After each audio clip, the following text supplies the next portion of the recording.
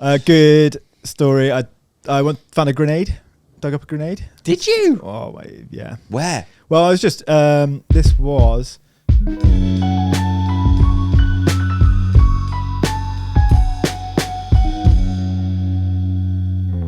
Welcome to the Ride Companion, where today we have Fourcross legend Duncan Ferris.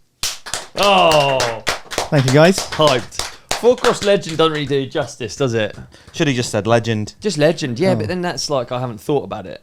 Ah, true. That's fair. These are the things I go through in my brain, like, Yeah. got to do a good intro, got to do yeah. Yeah. Yeah, I probably need an intro because I don't think anybody knows. Give From over. that. Whatever. Give over, mate. Dude, you are... I've just been around a long time. You have Just been old around now. a long time. You have. You have. My first Duncan Ferris memory is, Fourcross, and you ride for DMR, head Yeah. to toe DMR. That was Nothing it. Back in cooler. the day. Yeah, Yeah, I remember. Yeah, good, yeah. pretty cool though. Good times that was. Yeah, I remember seeing you at a lot of Fourcross races as well. I did a bit of Fourcross for a while. Yeah, I remember. Yeah, a it was little good bit. times. Dipped in and out, won a Yep. few and fucked off again. Yeah. Didn't want to take all of them. Nah, I didn't want to win it all. It just felt a bit rude. Yeah. Winning it and winning it. I think there's pictures in dirt as well of your gates. Yeah. There's a famous one of. Well, it's a funny The gate story. is still up, right? Well, there's a funny story behind that is that I pretty much cheating, and I didn't know about it because I didn't go and do BMX tracks and didn't go and practice gates. Yeah. And I was just doing gates. I was thinking, oh wow, if I go before the gate goes down, I'll beat everybody out of it. So this is before random start, isn't it? This Yeah. is almost why they brought in random start. think so, because, yeah. like, I guess you weren't alone in working that out. Well, no, I think you were just taught, like if you came from BMX, you were told you don't go until the gate goes. Right. But I didn't come from BMX, and I came from doing it, sometimes having a You came from the forward school gate. of hard knocks. Yeah, and I was like, I'll just go before everybody else and lift my front wheel over it. And then I went to the first sort of UK national round, and the guys doing the gate were like, you can't really do that. And I was like, I've been doing it for a couple of years. Why couldn't All you, right. though? I So what don't was the actually understand why not. Yeah, what was the technique then? Pulling Well- back and then wheeling up and over it almost. Yeah, well, obviously there's a random gate now, and Yeah. you don't know when it's going to go, so you just react to it. Right. It's your Um, technique out the window, isn't it? Yeah, exactly. Yeah, I went back downhill from there. I think I peaked then. But before that, it 3, was 2, like 1 almost. they'd be like, "Riders ready, pedals ready, go" or something. And you Right. could just be like, "Well, I'll just go a little bit sooner, and then if my front wheel's going to hit the gate, I'll lift it up and over it." So I think it was, okay, riders, set them up. yeah, Riders ready. Watch the gate. exactly. Yeah, Whereas now it's, okay, riders, random start. yeah. No, Yeah, da-da-da-da. that's ingrained in my brain. Yeah, Yeah. yeah. So you used to have the rhythm. Yeah. So yeah, almost that photo of me with my front wheel over the gate and everybody's still in it. It's a bit embarrassing now because I think it's Cheating. cool, man. I think it's cool. I don't understand why it should be cheating, because your back wheel still has to go over it. yeah, but. I Yeah. think if a you gentleman's actually pushed rule. it, I could probably bunny hop the whole gate without it going down. Just pedal off out. You deserve it. It's a good buddy up. You ever seen some of the moto ones when people are, yeah, that's so sick, the moto ones, when they sort of guess when it's going to... Michael Essett was quite famous for it. Yeah. He'd just go, Yeah. and sometimes the gate would Get it drop. right. And other times he'd slam And into it. sometimes he'd just hit it, yeah. Yeah. It's fucking cool, that, innit? Start a bit further back. There used to be those gates that before they worked out that they need to like disconnect them, and like all it would take was one person to wedge, and Yeah. it would be the All- whole lot. Yeah, true. That's gnarly. That Yeah. I mean, you just do it on purpose. you laugh, wouldn't it? Everybody else Watch stop, everyone. back up, off we go. Yeah, you could though, couldn't you? You could just ram it in there. Everyone's over the bars. And then pull back and then go. Yeah, you're Although you right. couldn't, because then you've got fucking 20 other people lodged under it. And you're just doing wheelies down Star Straight. Oh dear. Yeah. There you go. Well, yeah. we've gone off track already, actually. I feel like this one's definitely going to lack structure. Quite a tangent, that, yeah. Yeah. I reckon it probably will. I Yeah. feel like that's... Known you much too long. It's nice though. It's coffee time podcast, which I actually kind of... Coffee and pastry, it's lovely, isn't it? I kind of prefer the morning ones. I think I like them more. Yeah, I kind of like a morning one these days as well. Yeah, it means that you're done and then biking. Yeah, absolutely. Yeah, true. We're going riding in a bit. Yeah, we're just going to rush through this and go out riding. Yeah, let's Okay, cool. let's get through it, Dunk. So, Dunk, where did you discover mountain biking? Oh, wow, you want to start right at the beginning? I think we should. Yeah. I think we should. I think the timeline's good for this one. Yeah. And I think it's an interesting journey as well, dude. Like, real cool. Where did it start? I suppose like a lot of other people, after school, I used to go out riding with my mates and back in my village, it used to be hopping off curbs, jumping off banks, finding stuff to ride. Where are you from originally? Bristol, so little village called Pill, just outside Bristol. Okay. And it's not the only Pill in Bristol, is it? Yeah, I know. It's not the first time that joke's been made. Is it not? No, we used to have parties when I was... Oh, no. That's a good one. Used to have parties when I was growing up and I was young. We used to call them pill parties. So I literally like passed the parcel. that didn't age very well. That. Oh dear. It's pretty funny. There's a title. Duncan Ferris, pill parties. Get that in there. Yeah. So There we go. So where is Pill? Where's Pill? just south of Bristol, just outside Bristol, little village outside Bristol. Good riding there. I feel like No. Bristol's a banger scene though. Yeah, not very But good now- riding. Like we had some good woods with some good little trails in them, good jumps in them. You know, I'd pedal out. You know, Yeah. What's the half local an hour riding to 'em spot and there stuff. From So- there, local riding spot from there. It was a country park called Ashton Court, and it used to have some Okay. dirt jumps in it, Yeah. and they all got flattened. I don't know. Which after- is the one after a just few over the years. bridge, isn't it? Is that Ashton Court? Yeah, that's where it. the Big estate, country estate house. yeah. Where, Where the bike there's a rental track place is. now. Yeah, there's a cross country track in there now. Did you build the track? Yeah, so I built that track There you in go. 2010 or 11 or something. Yeah. Which is pretty funny. Yeah, that was going back to my roots and building a track where I used to ride. So that's cool. That's cool. I remember And first then- coming and riding that with you. I think for an Yeah. article or something after you'd finished Oh yeah, it. yeah, I Something like remember. that it was. We And took photos, didn't we? that was quite early on in like a trail centre in a town sort of thing. It felt really unique. Yeah, I think it was one of the back then we started doing trail builds in country parks like that. Yeah. because they've got space and they want to bring people in, and we used to build. Yeah. Like for Ashton Court, for example, they've always had mountain biking in there, and it was quite a sensitive area, so they wanted Yeah. to kind of make it official, but without affecting the sustainability. You know, the Yeah. very Yeah, I remember nature going there area. as well a few years ago. Yeah. Well, quite a while ago now, actually. There's like a lot of other riding around that little pocket Yeah, as loads well, of little right? pockets of woods with trails in. Yeah. They've got some other woods. We used to have still woods, they were called, red dirt, Okay. dirt jumps in it, and I've seen them, yeah. stuff, if you remember that. Yeah, that's gone now, and there's another spot, Belmont, I think it's opened up. That's really good. Good group of guys that dig there. I guess for a lot of people watching and listening who aren't maybe even from the UK, Yeah, Bristol is kind of a hub of mountain biking in the UK. I think so. Even though there's not loads of good riding there, hope Yeah. that's not rude to say. No, I think, But like there's a lot of industry based there. Like all the mags were kind of based there and are Yeah. based there. Yeah, and it's the quickest way to South Wales, isn't Yeah. it? It's and like yeah, you- it's pretty good riding in the city. Like loads of different. You can just quickly go out for rides from the city centre, Yeah. and then going over South Wales or going to good riding spots. Only half an hour drive away. Yeah, so, isn't too yeah, far. lots of people base themselves out of Bristol. I think. Yeah. I remember visiting there quite a lot. Like when I was on the road doing sales stuff and whatnot, and it was odd because like a lot of the industry was there. Like again, the mags and stuff like that. But Yeah. like there was a scene, but it was a bit. I don't know. I don't think it was the same as like a There wasn't really Wales scene or good something. bike northern shops. scene. Yeah, it was like it was there, but it wasn't there. Yeah. So Yeah. So it's fair to say you learnt to ride. You're a hardtail rider, right? That would be yeah. a good summary. Well, no, from I a think young I'm age. old enough. This is where I start complaining about my age.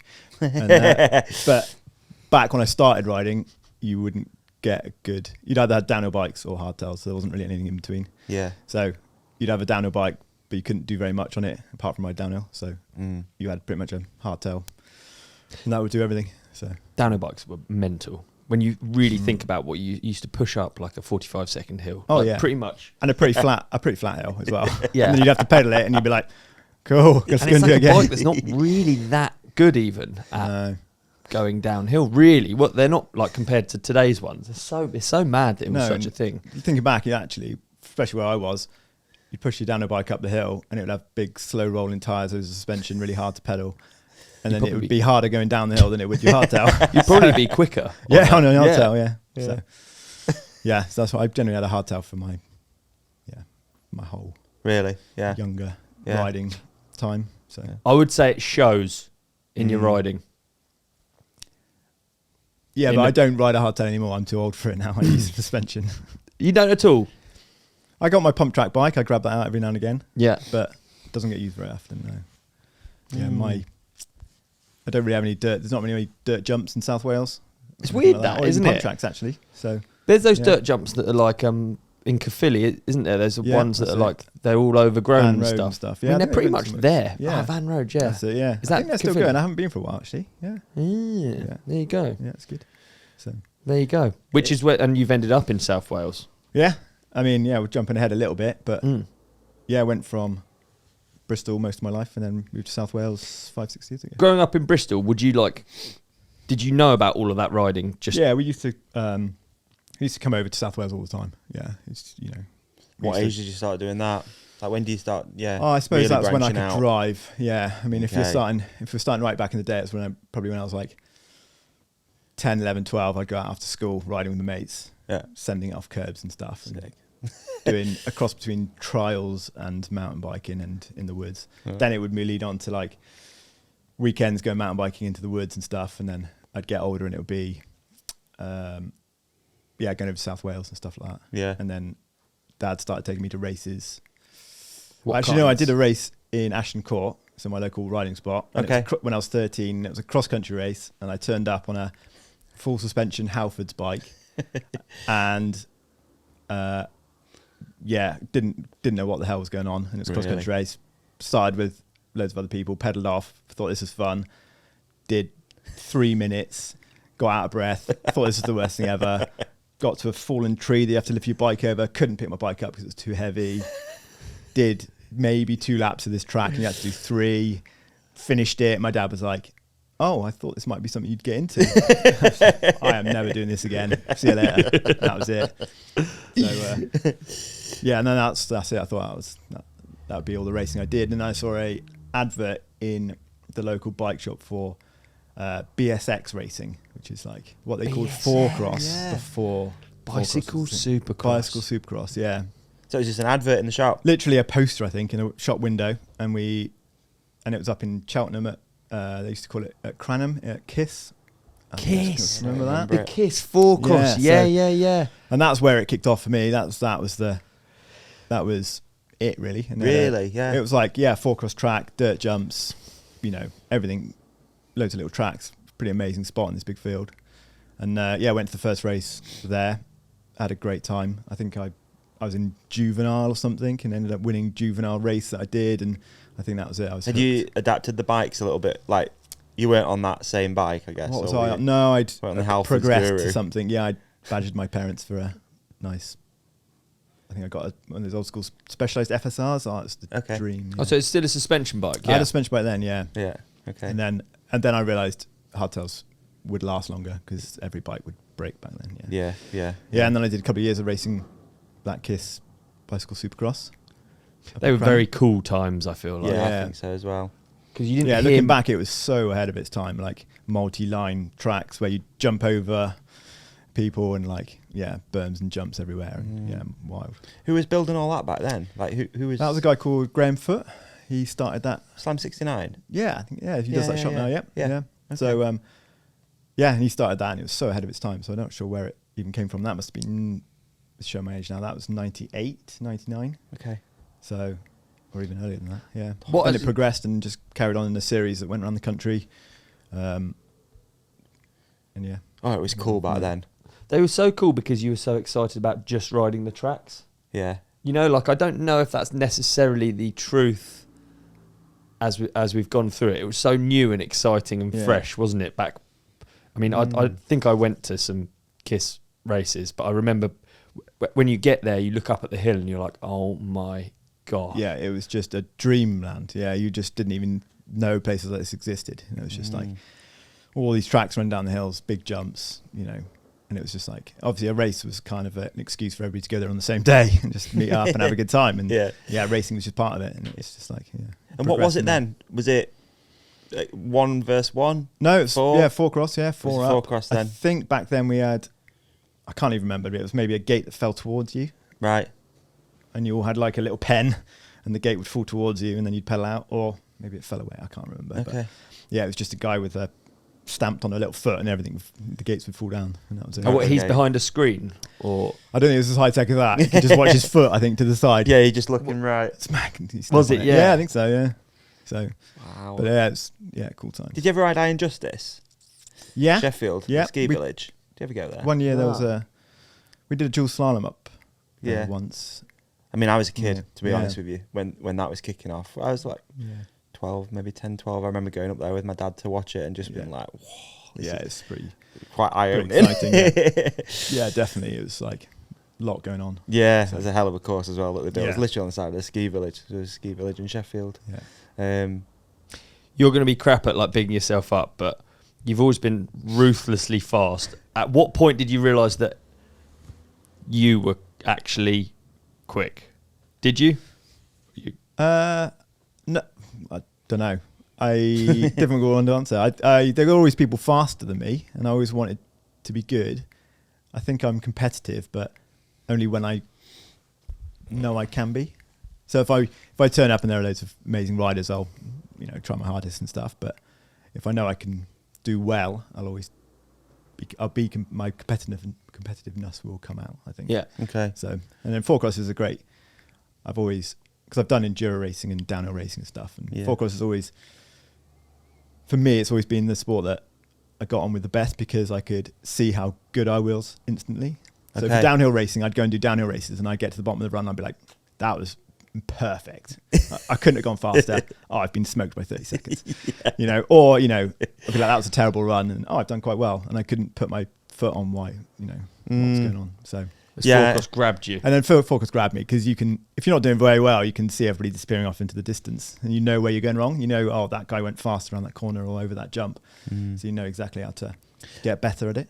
So I agree with all of that. That's exactly my relationship with downhill as well. Whenever I've done and don't get me wrong, I love races. downhill. It's race all the amazing, time. but I against the love clock riding doesn't it. work for me. I need to chase something or be chased, I feel like. Yeah, if somebody was in front of me going a little bit faster than me, it would make me go faster every time. You can see though. You can see what they're doing. Yeah, Can't you're you? just You like, watch. You're like, Yeah.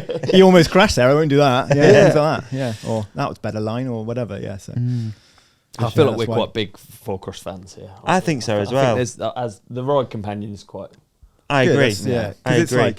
like you've had Scott on, and he's amazing, and he's done such a good thing with the national series this year, and there's loads of kids involved and coming through and racing, and they're so good. I'm pretty glad I'm not younger racing because I'd be getting smoked now. Actually, I'm getting smoked by them, and they're just in a younger category, thankfully. I think we just grew up in a time as well where you could see how good it was. Like going to a World Cup and having a Fourcross race there and alongside the downhill, and like some of it would be floodlit or there used to be a lot of races alongside races and seeing how well they worked. Like you didn't have to be into Fourcross to know that. To understand it, I mean, at a World Cup, it's like, you've got finals for downhill and it's what you've gone there for. Yeah. But really, there wasn't much that beat like a World Cup Fourcross race. Yeah, head to head kind of vibes, takeouts, all of it's so good. We're probably skipping ahead a little bit now, but like doing World Cup Fourcross racing back in the day, we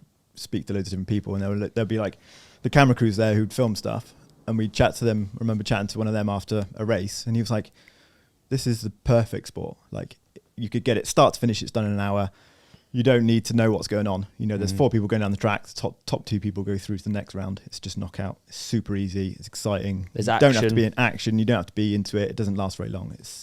And he was like, he didn't understand why it hadn't taken off and become so mainstream. But that was. I agree with you totally. For the layman, even if they'd be into biking, it's just such an obvious one to understand and see. Yeah, it's and watch and Well, I'd be interested to hear your thoughts on why, because you probably, having seen it go through its whole growth, you must have quite a good picture of like what you could imagine it being now if had it carried on as a World Cup discipline. Yeah, I suppose. I don't know really. I've thought about this a lot, I suppose. But why it kind of fizzled out, I'm not sure really. I think it was obviously Scott mentioned a few things when he was on, but for the mainstream, it was the sport. Yeah. For you then, what were the glory years like, and where did you? What sort of events did you end up riding in? What happened with me? I obviously started doing the BSX, and that kind of, I think the nationals Fourcross season started in about 2003. Yeah. So we started doing that, and it was pretty cool. We had all, PT and people turn up to this national series, and it was like, wow, cool, Fourcross has hit the UK. And then I think 2003 was the first year Fourcross went to World Cups. I think it was dual slalom in 2001, 2002 maybe. Were you getting support by these points? Yeah, I think I started. I was writing for a internet place, bsxworld.com. I remember, yeah. And then they was that Elbury Sandown? Yeah, that's it. And then they had DMR were a sponsor of that, so I rode for a year on that team. Met I think a load of the guys from DMR at races, and then at the end of during that year of racing, they did. I keep forgetting all these things, but MBUK Bikercross Series. That was in 2002, and they did a 3-round race. I think it's 3-round. They did one at National Adventure Sports Show, one at Croyd on the beach front, on the field above the beach, and they purpose-built track, and then they did one at Plymouth Bikercross. Newton Park Bikercross track. Wild track there. Okay. And is it us? They felt like really. We were talking about it with Phil Atwill the other day. They felt massive, those events. Is that huge? Yeah. But is that because we were smaller? Probably. I struggled to work out whether I still look back at them and go, that was a big, that's a big jump back there. It's a big pile of dirt back there. It's a big crowd. It's a big everything. Yeah. So I think because you didn't have access to it as well, it was so much more exciting. Like going to NAS then was just all the stuff you've seen in magazines is just there. You didn't have humming for it. Like, it's and also so you didn't good. have, social media. Yeah, exactly. You had magazines that you'd see photos of every month. Yeah. And you know what? You didn't know who was going to turn up. Like Palmer turned up to Plymouth Bikercross, didn't he? Yeah. And it wasn't like he did an announcement on his Instagram like, I'm going to be He just turns up using jeans and a T-shirt. Riding his Fourcross. And you didn't know all those things. You're just like, oh my God, look at these people. And I think the one they did in Plymouth was like Eric Carter, Brian Loeb, Steve P, all those Palmer. Yeah. So in that period, whilst you were racing those people, was there a point where you realised you were actually up there with them? You were racing against them? I don't think I was ever. I think in my brain I was always a step behind them. I was never as good as those guys. Maybe that was my... You shared the gate with them though? Yeah, so I think that's what... I started doing World Cups in 2003 pretty much when it started. And we went, like me and my dad used to drive out to all the World Cups. Did you? In Europe, yeah. So it was like... Rad. I don't even know where to start the story, but I think Fort William... Yeah, actually, where do I start the story? Because I could go off on so many tangents here. It's fine. Because I'm going to the trail building thing, So, yeah, I obviously heard the World Cup was going to Fort William, so it's like, cool, got an entry. I think I drove up with my dad. Fort William was the first one, and then I ended up going to Europe and doing Fourcross at Des Alpes and Schladming and stuff. And did a few trips like that, and I'd go out, and I was like a kid in the... I was like a rabbit in the headlights. I was just like, look at all these famous riders I've been looked up to. Yeah. Ride this track, cool. Then then we'd race, and I just look to my right and left and be like, oh, there's all these pros that I'm, fans of, and I'm just happy to be there. So I think the only thing I actually concentrated on the racing that hard, I was just like having a good time. Really? I get to race my, all these people I've looked up for up to years. So, but yeah, it's been a couple of years doing that. The gates were like stacked then. And because loads of the downhills used to race it. Sam Hill and Rennie and all the Aussies and like. And off the bat, there were like Fourcross professionals, weren't there? There were people that were full-time Fourcross racers. Yeah, like right? Brian Lopes and Eric Carter and those guys all came in as generally Fourcross full-time professionals. Yeah. There's nothing like a gate shot with all those logos. Like for me, that's like a period of my life. Yeah. Watching you boys race and just seeing all of those logos and all those like tinted lenses, focusing of eyes, and there's something so cool about it. The stress of being in the gate ready for the drop. I do sort of miss it. I do really miss it actually. Yeah, it's definitely a different type of racing than other stuff. So, and it was just so glamorous as well. It was so like I think it as well around that era seems to be when it did go through that more glamorous. It was finding its identity. It feels like it was probably pulling some moto inspiration, and that was kind of like really, quite glamorous and whatnot. I feel like that's what I think of when I think of that time. Yeah, I guess energy drinks were kind of getting a bit more into it, and you were like, and it was always generally Red Bull helmet or whatever. A lot of the time, it was like floodlit in the night, in the evening, and it just looked like such a spectacle. You just be up there in the dark, trying to pedal around and warm up. In the dark, in the woods, and in the distance there's some lights, and you just come out and it's just floodlit track all the way down. And it's a great time. Yeah, crowds everywhere, and isn't it? Incredible time. So did you stay on that circuit then, going to the World Cups? I suppose I'll have to jump back a little bit. Okay. So what I did was I was doing UK races. And this is kind of much how I got into trail building. Okay. So I'd, especially like the MBUK Bikecross series, I was like such a keen kid. I'd turn up to the race early, and I'd turn up a day or two early, and I'd be like, turn up on the track, walk around, chat to the people doing the track work. Oh, can I help? I'll just do some raking or something. So I just like help out, and they had like a team building the track, and I used to just turn up early and try and get involved and be like, you guys got the coolest job, And then I met a few people doing that. I met Phil Saxena. Yep. Doing that. And then I can't remember what happened. It was probably Fort William 2003 or 4. And he'd got the job doing Fourcross for the World Cups. Mm-hmm. And he was like, I need a team to come up and build the Fort William Fourcross track. So he invited me up to do that. And we ended up spending a couple of weeks doing the Fourcross track build up there and then race. And that kind of like, I think from probably 2004 or 5 till, can't remember when it stopped now, 2011. No, 2011 maybe. Was it? Stopped. Okay. And then, so I'd generally I'd do a lot of the European rounds with Phil. So and the way it worked would be I think he'd go out and design a track. The locals would kind of build it, and then we'd turn up for maybe a couple of weeks, a month before the race, and fine tune the track and like get it race ready. And then we might turn up a week before the event and like work on the track, getting it ready for racing, putting flags in, fine tuning takeoffs and stuff, getting it all ready for racing. And then I'd be there for the race. So then the track would ready and I'd race it. So it was great. Like Phil helped so much. And I used to, it would be like a free ticket to the World Cup really, my expenses would be paid. And I'd be working there, and then it would come to the race, and we obviously don't need to do any trail building anymore, and I'd just race. So, So I'd do that in. What did we do? We did, obviously did Fort William. We did Vigo in Spain. We did Villingen in Germany. Okay. That was a good track, wasn't it? That was cool. Yeah, that was German efficiency. Yeah, that's pretty good. That we spent a good couple of weeks there, and German efficiency came out. Like I've never seen it before so much, because they were like, it rained for like the first week we were there, and they were like, we're not going to do any digging because water's running under the ground and we're going to make a mess if we dig it up. And we're like, okay, cool. So we went to the water park and we went go-karting for a week pretty much. Yeah. And then the second week they were like, yep, we'll start digging now. And honestly, within a couple of days we had a Fourcross track, and it was just like, is that when the German efficiency came out of you? I don't think it ever came out of me. But it was pretty good. Yeah, and we did other tracks like, I'm trying to remember now, Livigno in Italy. Okay. So they had world champs there, I think, in 2004 or 5 or something.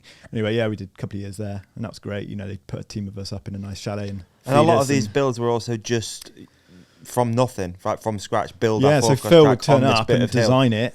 And, and they'd, I think, go in and do the machine work, and then we'd turn up with piles of dirt everywhere and shape it into jumps and stuff. Did they have specifications you had to meet then to be UCI or whatever? Good question. Possibly. I think it was such a new sport back then. It was like when the racing came, it had like the start arch, it had the width of the start gate, and we need to make that right. We used to have to mark the start lines down the start straight, and that had to be a certain length and stuff. And then, but it was all it's all a bit, There wasn't exact. Nobody came and scrutinised everything.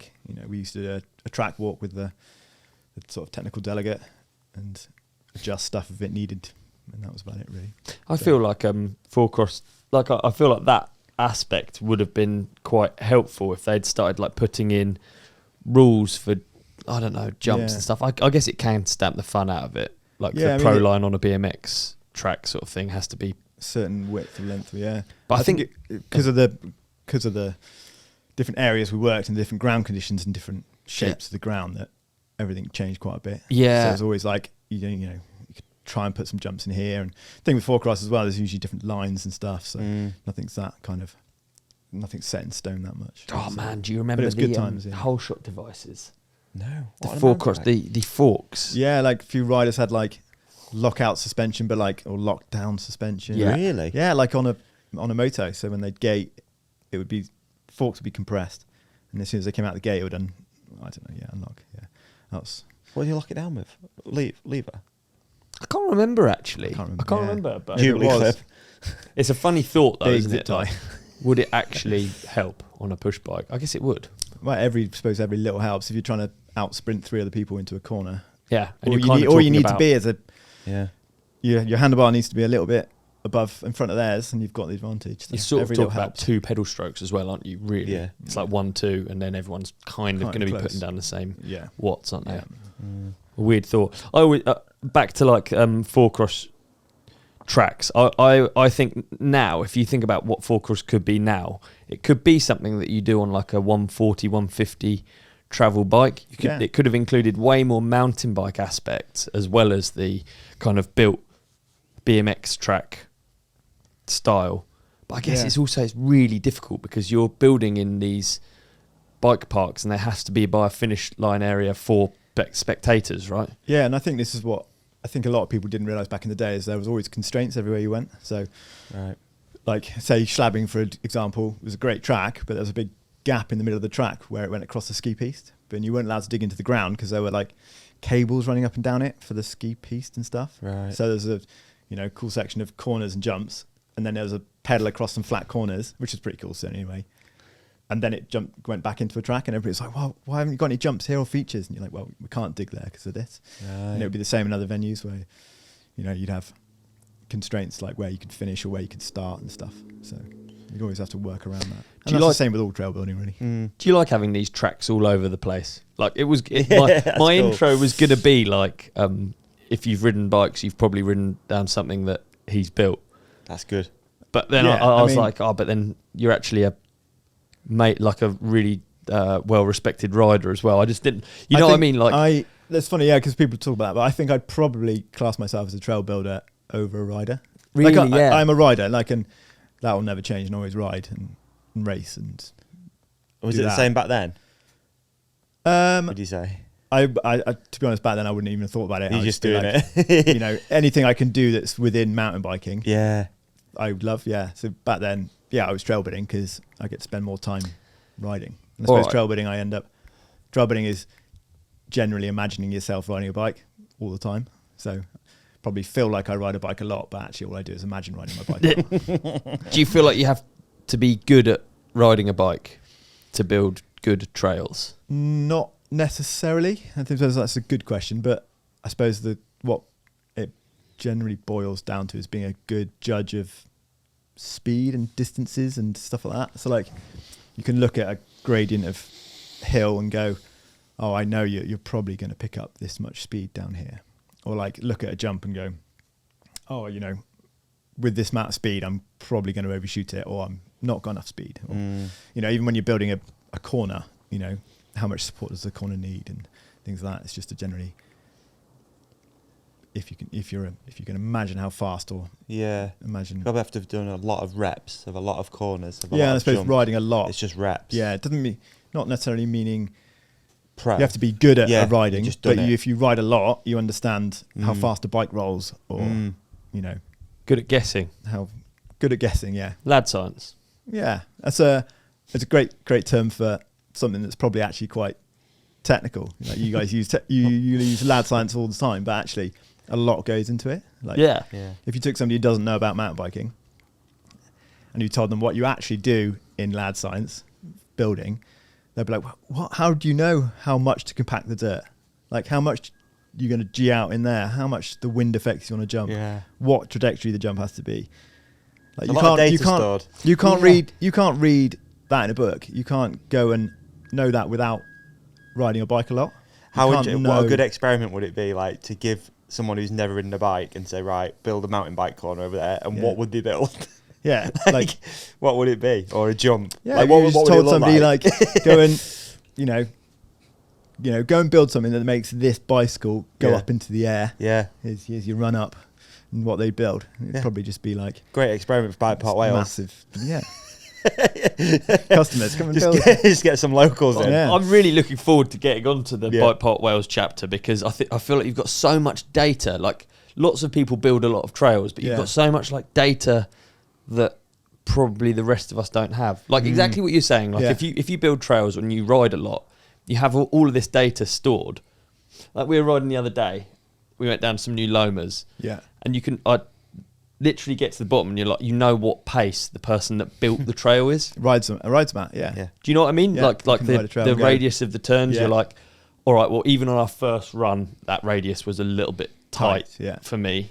Yeah, so because you're going around the corner before it faster. Exactly. And then you hit the next corner faster. So you sort of like telltale without even, but you've got an endless amount of traffic going down these tracks. And again, I know we're jumping all over the place, but that I find mega interesting. I think that's been the biggest jump for me going to work at BikePark Wales, because if we go back a stage, previously it was building the Fourcross tracks for World Cups.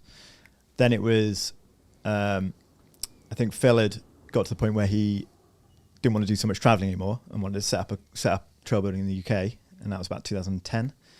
So then I started working with him then, and he set up a company called Archetrail, and we did loads of jobs around the country. Really, it was from little pump tracks in schools and little skills areas in schools to council run mountain bike trails to trail centres and stuff. Yeah. So build all these like facilities, and we'd like build a facility, whether it took a couple of weeks or a couple of months to build, and then you'd be like, cool, they hand it over, signed off, move on to the next project. And now I work at BikePark Wales. You end up building a trail and then seeing it evolve and seeing how people use it and seeing how different grades of riders experience the trail and use it. So whereas I would build a corner on a trail and then you open it to the public and then you realize, people don't ride it the way I imagined they were going to ride it. Right. Because this trail is for a different grade of rider than me. I have to kind of change the way I think about building a trail, because somebody's skills might be different. So basically you hold the secrets of how to build a trail without having Strava lines pop up all over the place. I wish that was the case. Yeah. I mean, you're still getting it wrong, but yeah. Okay, after the break, Dunk reveals the secrets. Davey, today I want to show you my top 3 security tips. All right. Nice. Okay. And top 3 reasons why you're not getting my bike. Yeah, if you're listening to this and you're a bike thief, get the out of here. Yeah, unsubscribe. Cool. And these are all what? Hip lock products? They absolutely are. They're the number one in bike technology, anti-bike theft technology. And here in front of me, I have the D1000, which is, of course, angle grinder proof. Is that right? Did I get that right? Mate, it is angle grinder proof. Yeah, this is one of the newest products that they've released, man. It's it's already an iconic bike security product. It is, absolutely. It uses ferro-safe anti-cutting technology. Yes. I don't know what that means, but I do know what it does. And what it does is it melts angle grinder discs. So there's no way of you actually getting through this. I've seen the videos. They're pretty crazy. It is. It's the most common way that bikes get stolen is with those battery-powered, cordless angle grinders. So quick, so easy for thieves. Not with the D1000. No. Next up, I've got... So this is like my daily driver. I would use this, let's say I'm popping into a petrol station, bike's locked up on the back of the car. Yeah. Let's say... Fuel in the e-bike. I'm going to a coffee shop. Yeah. And I'm just leaving it outside and maybe the road's a bit busy. This is like my light security option and one that I keep on my frame. It's the Z-Lock combo. You might be familiar with the Z-Lock before that has a small key. It's basically a... security zip tie. Is that how you would... I'd say it's a lightweight security tie. Not zip tie. You wouldn't say that. Yeah, zip tie. It's along those lines. It's along those lines. So this is a 3-digit code. It's got 45 centimeter locking length and it's reinforced steel core. Yeah. It's also got... This is really cool. This is my new find. I haven't used it yet. Ooh. But this is the AirTag holder. Nice. So I can hold it on my frame, put an AirTag in there, double safe. Okay, amazing. Love your security tips, mate. Absolutely love them. And if people listening or watching this want to find out more, simple, all right? We've got our own URL set up now, and we're going to give away an exclusive discount. What? Yeah, man. What's the discount? Well, you're going to have to go over and find out. Okay, if you head over to hiplock.com/TRC, Yeah. What is it? Hiplock.com. I think it's hiplock.com/TRC. Yeah, right? Punch in your email address there, and Hiplock are going to send you an exclusive discount on us, and you can claim it, and you can make sure that all these stuff's safe. Hey, dude, what a nice surprise that would be. Better than a nasty surprise, isn't it? Yeah, nice surprise is better than a nasty surprise. Yeah. So hiplock.com. Yeah, there is. Yeah. Hiplock.com/TRC. Get your exclusive discount. Support the podcast. Support an amazing brand. You might have seen Ben on here. He's an amazing dude. Amazing company. Great ethos. It's just good vibes all around. Keep your bike safe with Hiplock. Thanks, Hiplock. Thanks, Hiplock. We're back from the break, and before we move on to before we move on to the trail building chapter, right? Yeah. I think we should. I still want to talk to you about the World Cup years, because you've actually had a lot of success, and you've had a lot of years in the trenches riding. Yeah. I feel like we shouldn't gloss over, you know. Yeah, I suppose Fourcross. You know, I've been passionate about Fourcross for years, and I've done every race I could get to. Really, I didn't get to do any over in the States or over Americas and stuff, but every one I could get to in Europe and the UK I did. So I did the national series from 2000 I pretty much did every Fourcross race I could get to from about 99 till today. So I was going to look up your roots and rain whilst you were talking. Oh god, okay. That's good. Yeah, live roots and rain breakdown. I don't think they've got the early Fourcross days. No, they don't. No, they don't. No. I'll just say there's loads more than whatever's there. Yeah. Varied stuff. So yeah, I've had some good years. Is there a result that you're really proud of, that one that you tell the grandkids? Well, it only happened a couple of weeks ago. It's probably the one that I've been hunting, which was national champs at Malvern's Classic Festival. Yeah. So I think. Because I've won national rounds and national series a few times and stuff, and then the national champs one-off race has been going on for years, and I've got many silvers and a couple of bronzes and never actually won it. And I think it's always been on the bucket list. And really, that finally happened a couple of weeks ago. So can't believe you didn't bring the jersey with you, mate. Well, no, I got underneath. No, that's my pajamas. I wear it to bed every night. Wake up feeling like a champion. Yeah, that's it. Yeah. What a boss move, wearing national champ jerseys, pajamas. I quite like that. Well, yeah, I might start doing that. Yeah. Jersey hung up. Wake not doing up, anything. just like, get over here, champ. Still. Yeah. Not quite as glamorous as that, with a bit of dribble on the shoulder and stuff. Yeah, nosebleed. Dear. So that's cool, man. So national champ. I mean, it took me a while. It took me quite a long time. Yeah, it's probably 20 years of trying to do it. I think maybe law of averages said I was going to win it once. So anybody could win it once, and they tried 20 times. Yeah, 20 years in a row. So yeah, no, that's good. But it's never really results that. Obviously, you like winning and like getting good results, but having a good race in Fourcross is the biggest buzz in the world. So whether you win or lose, I've got helmet cams and stuff, and I'll watch it back, and it's the most exciting stuff ever. Like recently, the last couple of years, and there are people overtaking you, you're overtaking them, you're insiding, and that you get to the bottom of the race if you've won or not, and you're like, that was the biggest buzz in the world. Yeah, those World Cups as well. That the Fort William World Cup crowd, that Fort William finish line area is like nothing else. Yeah, and back in the day, it was the height of it in 2006, 7, 8, those kind of years. Yeah. It was like 20 people deep each side of the track, all the way down it, and you floodlit, roaring crowds, cheers, everything. It was like being some kind of pop star, I suppose. You got any memories? I've got a good memory of a Dan Atherton race where he was up on the bank next to the crowd and then cut in. He had he had funny lines that he would do, and it made for such exciting races because you sort of knew he was going to do it. Yeah. You knew he was going to do that this wild line that he'd had in the chamber. Do you have any like that? Any standout races? All I can do is I remember a few things that riders did that blew me away, and it's kind of one of those things Dan Atherton I think opened up an inside line, and actually it was in Mont Saint Anne, I think, Fourcross back, but I wasn't racing it. I just heard stories of him doing a line inside of a corner that nobody'd seen in end of practice and qualifying. So exciting thing that Lopes did back in the day in Schladming. What was that? So the last straight had I think it was 3 little step downs and into a tabletop in the finish, and the tabletop was in sort of the car park, and these step downs came down this bank, and he waited to the last 2 minutes of practice, and he came down these step downs, and I think he jumped down the first step down, but then pulled off the second and like quadded all the way down. In theory, did 2 step downs out of 3 step downs. Wow. And it was mental. And everybody was like, what? Way quicker. Nobody, real quick. And then obviously practiced it and then did it in his seeding qualifying run on Fourcross, and then, beat everybody. And then everybody was just like, whoa. And he'd obviously eyed it up. Was he doing the very last minute of practice so nobody else could try it, did it. And then, Was he pulling it in races as well? I don't know if he actually pulled it in races, because by the time you get to that last straight, it's a bit more set. Yeah. Like he probably would have pulled it out maybe if he was behind and he wanted to catch up. But he already had the gate pick, I guess. Yeah, he had the gate pick. He'd done the hard work, and But it's this might be a silly question, but like I guess if you're riding at that level in downhill, you'd have made a career out of just that.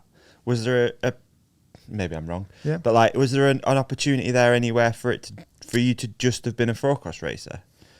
I don't think so. Yeah, there might have been. I could have probably tried harder in the kind of, because there are people that have made area, and they've made it. And Scott's actually a great example. Yeah, and I think my parents were really good, because they were really supportive. They were always like, do whatever makes you happy. Yeah. But they were like, try and get a job in the industry. And I don't know if they ever told me, but they always gave me the mindset of being like, try and do something you want to do, but if you want to do a career amount racing, you'll still need something else maybe. Yeah. So that's why I guess in a way kind of fell into trail building more. Yeah. Yeah, in a way. So you're at all the races. Yeah. So riding a lot, I guess. Would you say as trail builder? Yeah. I mean, that's one of those things that people think you ride a lot. I think a lot of people think, you must ride all the time, but yeah. Don't. I imagine myself riding quite a lot. And then that's about it, really. But yeah, I guess you're so ingrained in it, because you're like thinking about why stuff rides good, especially if you're racing it. You're kind of thinking more about the psychology of building a trail, and kind of like why stuff is good, why stuff is bad.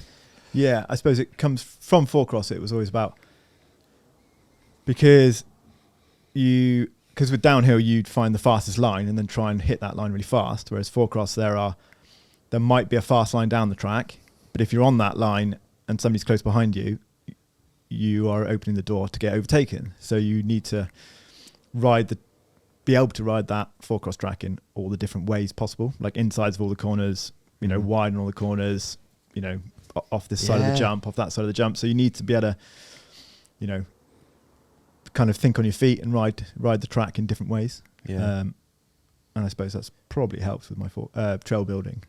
What's the best Fourcross track in the world ever? God, that's did you build it as well? And did you did you build it? Yeah, any of the ones I built. Yeah. What? That's difficult. Yeah. Which is the one? It wasn't that long ago where it had.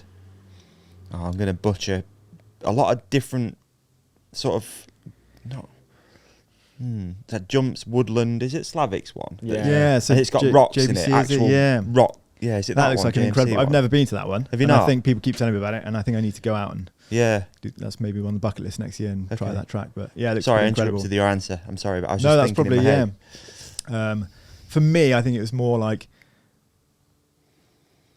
kind of the race. Some of the races I went to with the venues and stuff. Like Schladming was always a really good race. I think mainly because the dirt was so good. It was like compacted dirt, but really nice, drifty, good grip. Always a good track, always a good race and stuff. Always a good venue. Yeah. Like Vigo as well. That pushed the boat out a little bit. That's the one with the like rocky. Actually, I had 2 different venues at the Fourcross there, but the second year I think was like big rocky start, and it's on Sprung, I think Sprung 3 or something, with guys crashing over the rocks, coming around the corner. I think G wins it and stuff. Right. Oh, rad. Yeah, it's and that was always a cool race. But to put your finger on one track, it's real difficult because they all have really good bits to them. So they always stand out. Yeah. To have a whole track stand out.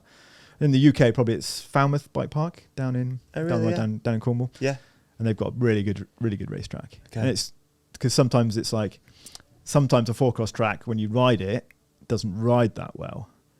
But when it comes to racing, it'll race really well. Okay. So for passing opportunities and stuff. Yeah. So sometimes you'll like ride down the track and be like, I didn't flow that well, but when you race it, you're like, wow, that race that makes really sense. So that's cool. Yeah. Sometimes it's a bit of a balance between getting a track that rides well and race as well. Yeah. So A lot of thought behind it.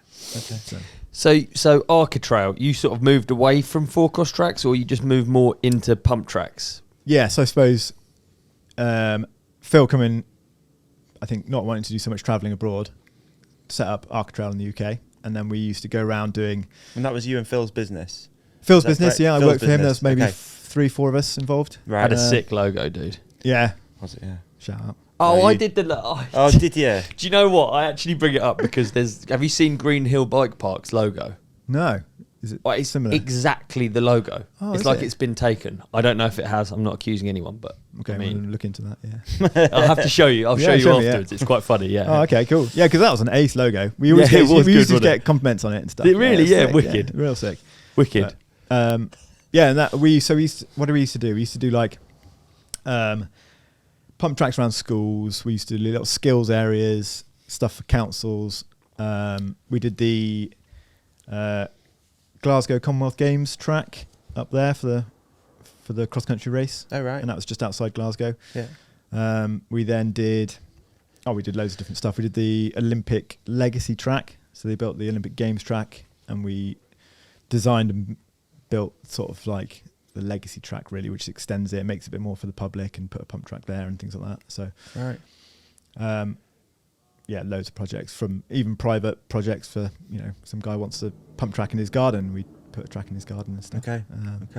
Loads of tracks like that. And that went on for probably, what did I do that from 2010 to 2019, probably 9 years of that. Right. And that was Archetrail. And then what we were doing pump tracks, and then Phil and Claudio Clory started chatting, and Claudio was looking for a Velo Solutions UK partner, I suppose. Okay.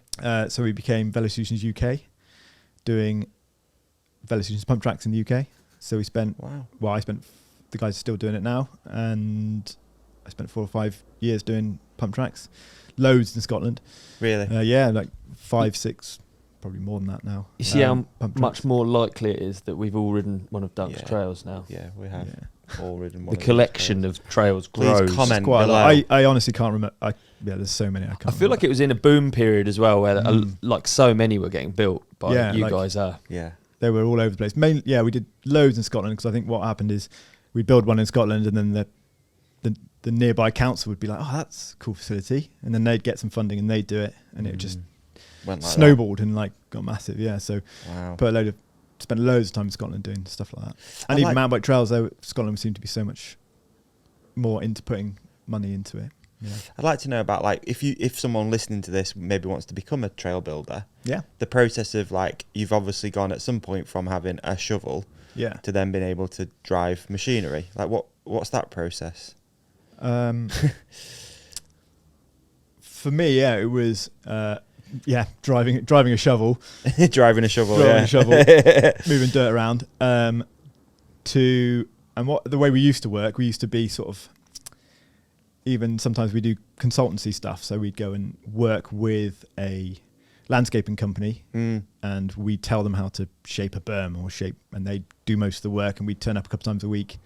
Right. And we'd be more of the consultant, telling them what to do, and they'd be working to our designs. Right. And that was great. And we build some good dress and all that. But for me, I was always wanted to be, maybe I'm a bit more of a perfectionist. And I was like, I wanted to be in control of it all the time. Okay. So I would always be like, oh yeah, but that could be a bit better. Yeah. And obviously I didn't have the skills in a digger to do anything about it. And then slowly kind of spent more time in a digger, more time doing stuff, to the point where, okay, well, some projects I'd go to and I'd be there 2 days a week or something. Right. And I'd jump in the digger and do some of the technical building. Yeah. And then give the guys on site a plan for the next week. They'd carry on, and then I'd come back and do a little bit more of the final shaping. And is it similar to like reps on a bike, in a way of like, you understand how a corner is going to work, and it's just reps in a digger. It becomes second nature. Anybody who drives a digger, kind of after a while, if you ask me what I have to do to kill the bucket in, I probably wouldn't be able to tell you. But if you put me in a digger, I just do it straight away. Yeah. So. You only good at like Mexican ones where the controls are the other way around, or don't know what you're talking about. Yeah, that's funny. Yeah. Hey, I was interested in the idea of like, okay, so anyone who's built a trail, you quickly get to a point where you think you're sort of pretty good and you know what shapes you want to build, and maybe you're a good rider and you know sort of roughly how you want to build something. Yeah. How does that change when you're building it professionally, whether it's out of a substrate that's like hard pack, like type 2 or whatever it is, or tarmac where you actually only get one go at a shape? Yeah. Does that change a lot of how you think about a trail? Yeah, I suppose, say you're doing it for, say, tarmac, for example, when you're tarmacing a pump track, you'd get that sub base would generally be, like a crushed stone sub base, pretty hard sub base that, they'd recommend. It's almost like what goes underneath roads to make sure that you don't get any subsidence and stuff. But you'd shape that as perfectly as you could, really, because you don't want to waste tarmac filling gaps. Yeah. And then, anybody who's done any tarmacking before, and especially with bike tracks, because it's like hand lay, people are wheelbarrowing it out. It's hard graft for a couple of days, and it's like big, long days, hard graft. You don't stop. When tarmac cools down, it goes hard. So you can't do anything with it. So you've got this like window of, time period where the tarmac's in perfect usable, and you've got to like get the shapes just right, and then you compact it, and then there's no going back. So if you get something wrong, it's a bit of a stressful. It's very satisfying. It's probably the most satisfying stuff to work with, but it's also the most hardest work I can ever amount. Yeah. So I think it makes me a bit less critical. Working more, I haven't done tarmac, for instance, but even wood. Let's say hardline, the canyon gap, the bad shaped lip. Do you remember all of the comments and stuff? And if you rewind, at some point they had to cut it. It was a flat piece of wood. Yeah, you have to come up with some kind of angle there. Yeah, and that it's really difficult when it's a flat piece of wood. Yeah. And then you put it up, and again you look at it. Looks fine. Looks perfect. Yeah. Yeah. It's only in the last, that very last phase. Yeah. Where maybe you're putting the stats on it. You're like, oh god, yeah. And obviously with wood, it's much harder to change. Whereas with the dirt, and you say a pump track, not that we really rode it before we put the tarmac down, but you could stand back and look and go, right, okay, I'm going to tweak that. I'm going to get that right. Yeah. And, stuff like that. So. But still, I feel like it makes you less critical when you actually consider that someone's had to set it in tarmac. It's very easy for you to stand back and go, well, I would have made it a bit steeper, but it's like, yeah, well, you have to draw the line somewhere, and you like with pump tracks, especially like Velocition ones, are really good in the way that try and make them usable for everybody, like from scooter kids really to skateboards, and bikes. And you want people to be able to jump these rollers, so they need to be a certain curve.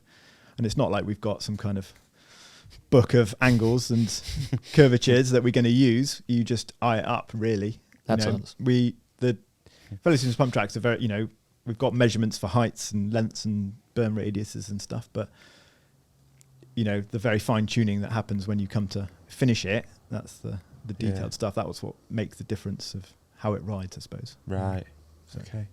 So you ran Archetrail with Phil, is that? Sorry. Yeah, so that's Phil's business. I worked with him for, that sort of 9-10 years. Yeah, I was with him from Fourcross days, and working with him then, it was I'd go and do, a couple of weeks every couple of months, and I'd go and do the World Cup stuff. Right. And then it came to the UK in 2010, and then I was full-time trail building from 2010.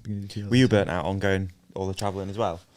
Because you were obviously doing quite a bit. Yeah, so no, obviously for the World Cups and stuff, I was working in the bike shop as a mechanic. Oh right, okay. Back in the World Cup days, and then I just disappear off and do World Cup track building for a couple of weeks, and then come back and be in the bike shop, and that was great.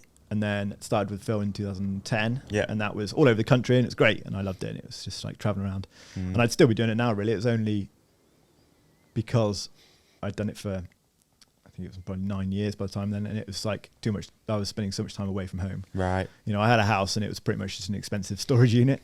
I'd fly up to Scotland at 6 a.m. on a Monday morning, work all week, fly home 6 p.m. on a Friday. Have a weekend of doing a bit of riding, And then suddenly Sunday come around, and Sunday evening I'm preparing to fly back up to Scotland again. Yeah. We'd spend months in Scotland at a time. Wow. And then, or somewhere else in the UK. Job a bit closer, Phil. Come on. Yeah, and then we'd have jobs back in. Mate. Whenever there was a job close to my home, it was incredible. I'd be like, oh my God, I'm commuting to work. And then that was kind of, but it was a great time. Got to go around all the whole country, build tracks everywhere, have a good time. So there's a crossover here then between that and BikePark Wales, is that correct? Yeah, so I suppose that's where the BikePark Wales story comes from. I got to a point where I was a bit sick of the travelling, I suppose. But that was my job there. Like I didn't want to do anything else really. I didn't want to sit in the office maybe. I wanted to be out there building the bike tracks. So I suppose I wasn't really looking to move really or change jobs or anything, but I was just chatting to a mate, Martin, who obviously is the director of BikePark Wales, and he was like, we've got a bit of a trail building job coming up if you're interested. Right, okay. And that kind of like, the snowballed, I suppose, and I went and chatted to Rowan. I, had a few chats with him about it, and it sounded pretty promising and something, and then one thing led to another, and suddenly I was like, oh right, yeah, that was it. Suddenly my life was changing to working as a trail builder at a bike park. Right. And so were you involved in the early trail builds there then? Excuse my ignorance. No, so I went to the bike park open in 2013. Yeah. Actually, there's probably a good story before that. Please, yeah. That, quite interesting thing. So obviously you guys had Martin and Anna on, who's directors, and they told you about the story about it. And so I used to work with Martin in the bike shop, or I met Martin in the woods years ago, and we've been mates for a long time now. And so working for Archetrail, we would tender for jobs. And we got contacted by a guy called Daryl who did Come Down uplift service, which was at Cumcarn. Okay. So he ran the uplift service there. And he contacted us and said, there's a tender that's come out for a bike park in South Wales, and I'm going to tender for it. Would you guys be interested in designing and building the mountain bike trails there? And we were like, sweet, yeah, no worries at all. Went and had a few meetings, went to Gethin Woods, which is where the bike park is. Yeah. Wandered around the whole hill, came up with a big design document with, all the trails that we designed for a bike park. And, worked on the tender with Daryl for him to win the build and running of the bike park. Mm-hmm. And then it only came out, I suppose it must have been a couple of, maybe 6 months later, that we'd done loads of work. And I was chatting to Martin, and Martin was like, yeah, so I'm involved in that. And I was like, right. And he, then I started feeling really bad because Martin was like, put all this work in, Martin and Anna and Liz and Rowan. Yeah. And it was their initial idea. That they talked about. Yeah, so it was their initial idea, and they've come up with this plan. And obviously, you heard the story about them. They put years of work in. Yeah. Then they went to the Forestry Commission. The Forestry Commission were like, yeah, no worries. Well, we're going to put it out to tender. It's got to go to tender. So somebody else could win the build and running of their bike park, really, that they've been working on for years. Right. So obviously they were really stressed about it, and I didn't know any of this.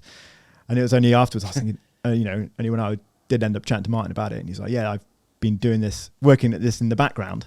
And I was like, oh God, I feel really bad now. I don't want to win this project. Yeah. When you put all the effort in, I've just turned up. Yeah. I've just turned up and done some designs thinking, oh, this would be cool to have a bike park here. And the idea would be that Archetrail would design and build these trails, and then we'd be going off doing other trail builds in other parts of the country. They'd have their own trail crew there. So it wasn't our project to be involved in design and stuff. Yeah. Okay. So we were just there, and we put I think from what I can remember, we put together a really good tender, and it was between us, and we knew that Rowan and Martin were the other one, and we had rumours of other stuff like Whistler were putting a tender in, and there's some other people, and we were all like, well, this could go any way. And I know it's obviously much more stressful for Martin and Anna and Liz and Rowan because they'd put all the effort in before this. Right. So we were like, okay, and we obviously for Archetrail it's fine. If we didn't win that project, we've got these other projects. We were other work busy going anyway. on. Busy anyway, yeah. So it wasn't really a problem for us. And then we got a email Christmas Eve saying, thank you for your tender submission. You were a close second. Thanks very much. Blah blah. And by this time we knew it was between us and Martin and Rowan and those guys. Right. So we knew it was between us, and I got this email saying, you know, you were, thanks for, you know, close second. And I was thinking, that hopefully means Martin's won it. So I messaged him saying, Christmas Eve, just said, congratulations in order. And he messaged back saying, what do you mean? I was like, well, check your emails, you idiot. Like, come on. And then he just texted back going, oh my God, yeah, we've won. And that was it. Yeah. So, holy. And that must be, that was 2013, 2012. No, so maybe you've been there since the beginning in some ways. But then that was 2012, 2013. And then I didn't start working there till 2019. Yeah. So and then I saw the park grow and expand and all this stuff. And then I'd go and ride there and, you know, chat with Martin about how it's going and stuff. And then, the opportunity came up and, it seemed a pretty exciting place. And I've been there since 2019 and it's, there was always a worry I'd get bored of it maybe because all these other tracks I've done have been around the country in different venues and different sites. But I've not bored of it yet. I feel like ever evolving. To sort of make this extra relatable to people. So it's like someone having a new manager come in at work and they come in and they want to make some changes. So what did you do when you get the job? Well, what did you go in and go like, actually, I want to... Yeah, all this is shit. Knock it all down. We're going to start again. Oh, the old guy's been doing it totally wrong. No, like... Listen to me. I think that's what one of my things with trail building is like, you've got to have a varied group of trail builders, I suppose. We've got a really good group at BikePark Wales. Yeah. Because for example, if you had 10 of me building the trails there, they'd all end up being the same. Okay. And they all have the same feeling to them, probably. Yeah. Which, you know, people might end up getting bored with or something. So to have people who are like on our trail crew at the park at the moment, we've got people who are much prefer sort of more natural tech riding or would always put a berm in. You know, they'll always build a nice big berm, you know, because that's what they like. And you've got this, you know, these different characters who like different types of riding. And then you put everybody together and we can always we feed off each other. And you can create different types of trail. Hey, quick annoying tangent, but I think it's relevant. Like, there's nothing better to illustrate that than the latest trail that opened that I rode the other day. Yeah. What's it called again? Ucka V. Ucka V. In BikePark Wales, yeah. So it's a new one we just opened a couple of years. And it's like, that's a prime example because actually lots of the trail crew have all built sections of it. So you can see different people's style. Yeah. You drop into one bit and you're like, some berms here and then there's some hand cut stuff and then we put some boardwalk in and then there's some... So you can actually see a lot of people with different styles in that. So and that's why the trail is, it's one of my faves now. Is it red? Red Tech Trail. Red Tech Trail, right. Yeah, it's pretty cool. Ucka V, do you know what it means? Ucka V. I think it means yuck in Welsh.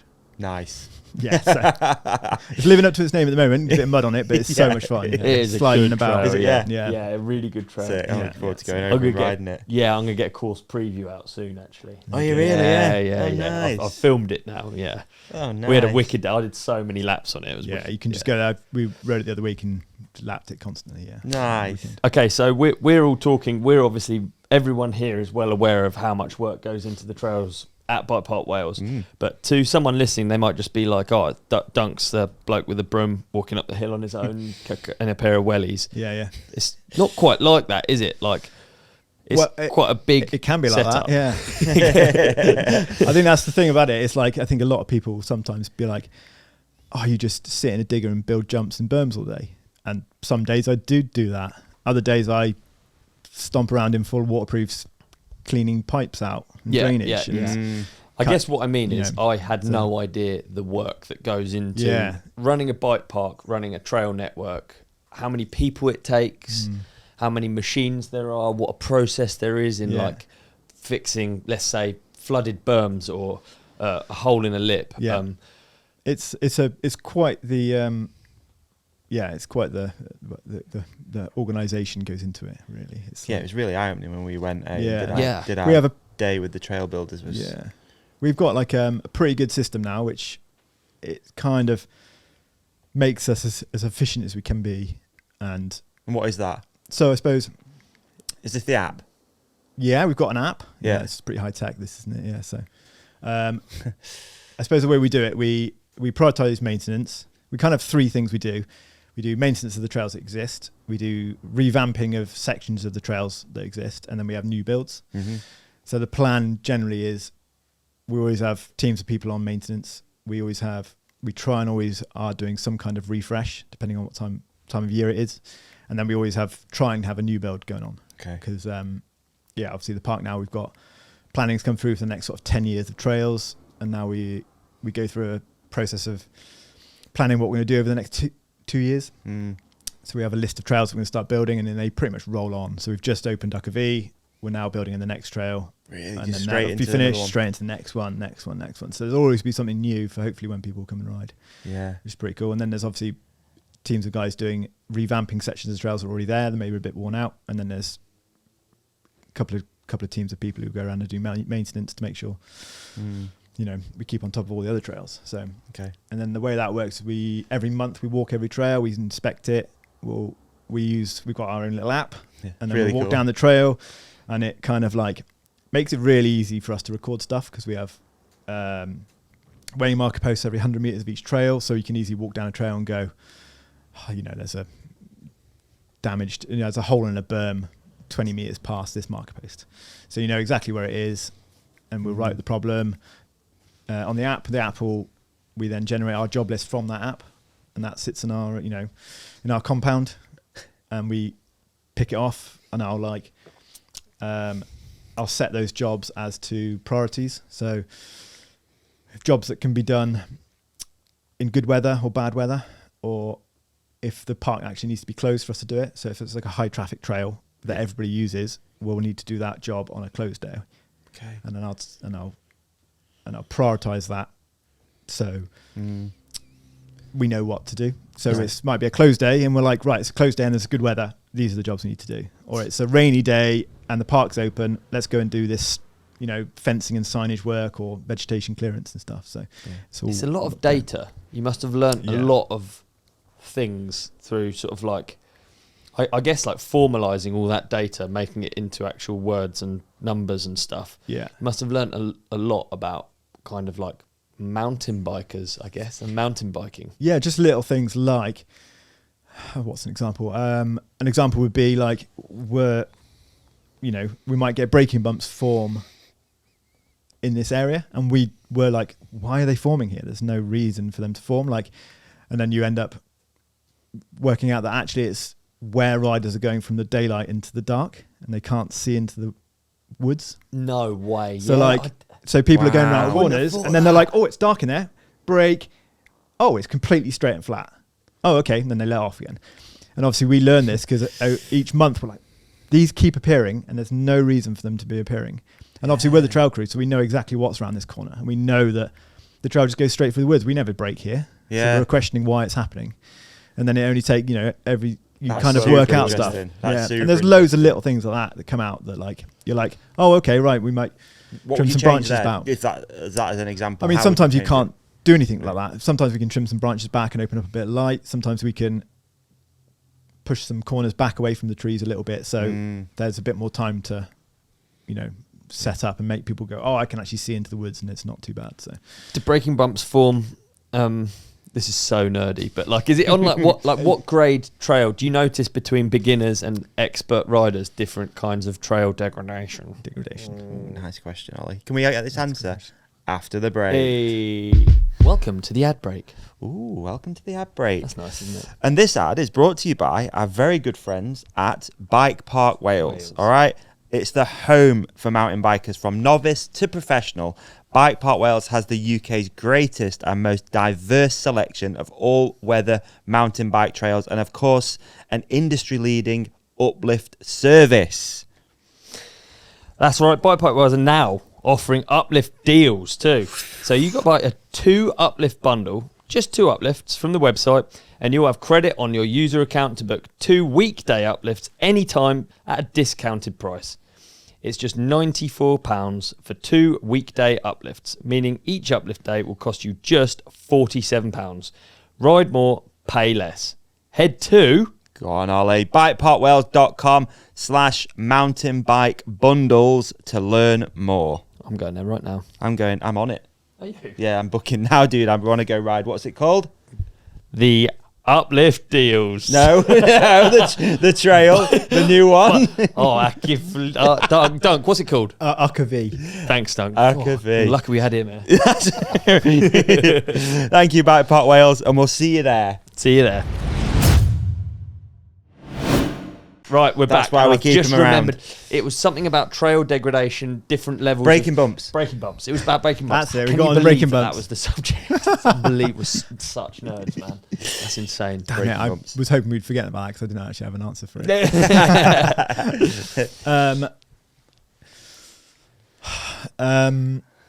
Yeah, you see. Yeah, I suppose with different grades of people, you see trails wearing differently. Yeah. So if you start right at the beginning, say a green trail and green riders, you might see you don't generally get braking bumps on the trail because the speeds are less. Mm-hmm. But if you do see wearing patches, it'll be because maybe riders can't see where they're going or see where they're doing. So what'll end up happening is with the, say, beginner riders is they are looking a bit closer to their front wheel. They're a bit more looking very much at the close bit of trail in front of them. Right. So if that trail turns sharply or disappears or they can't see any further, it's really reactive. Yeah. So they something comes along, brake. Yeah. Okay.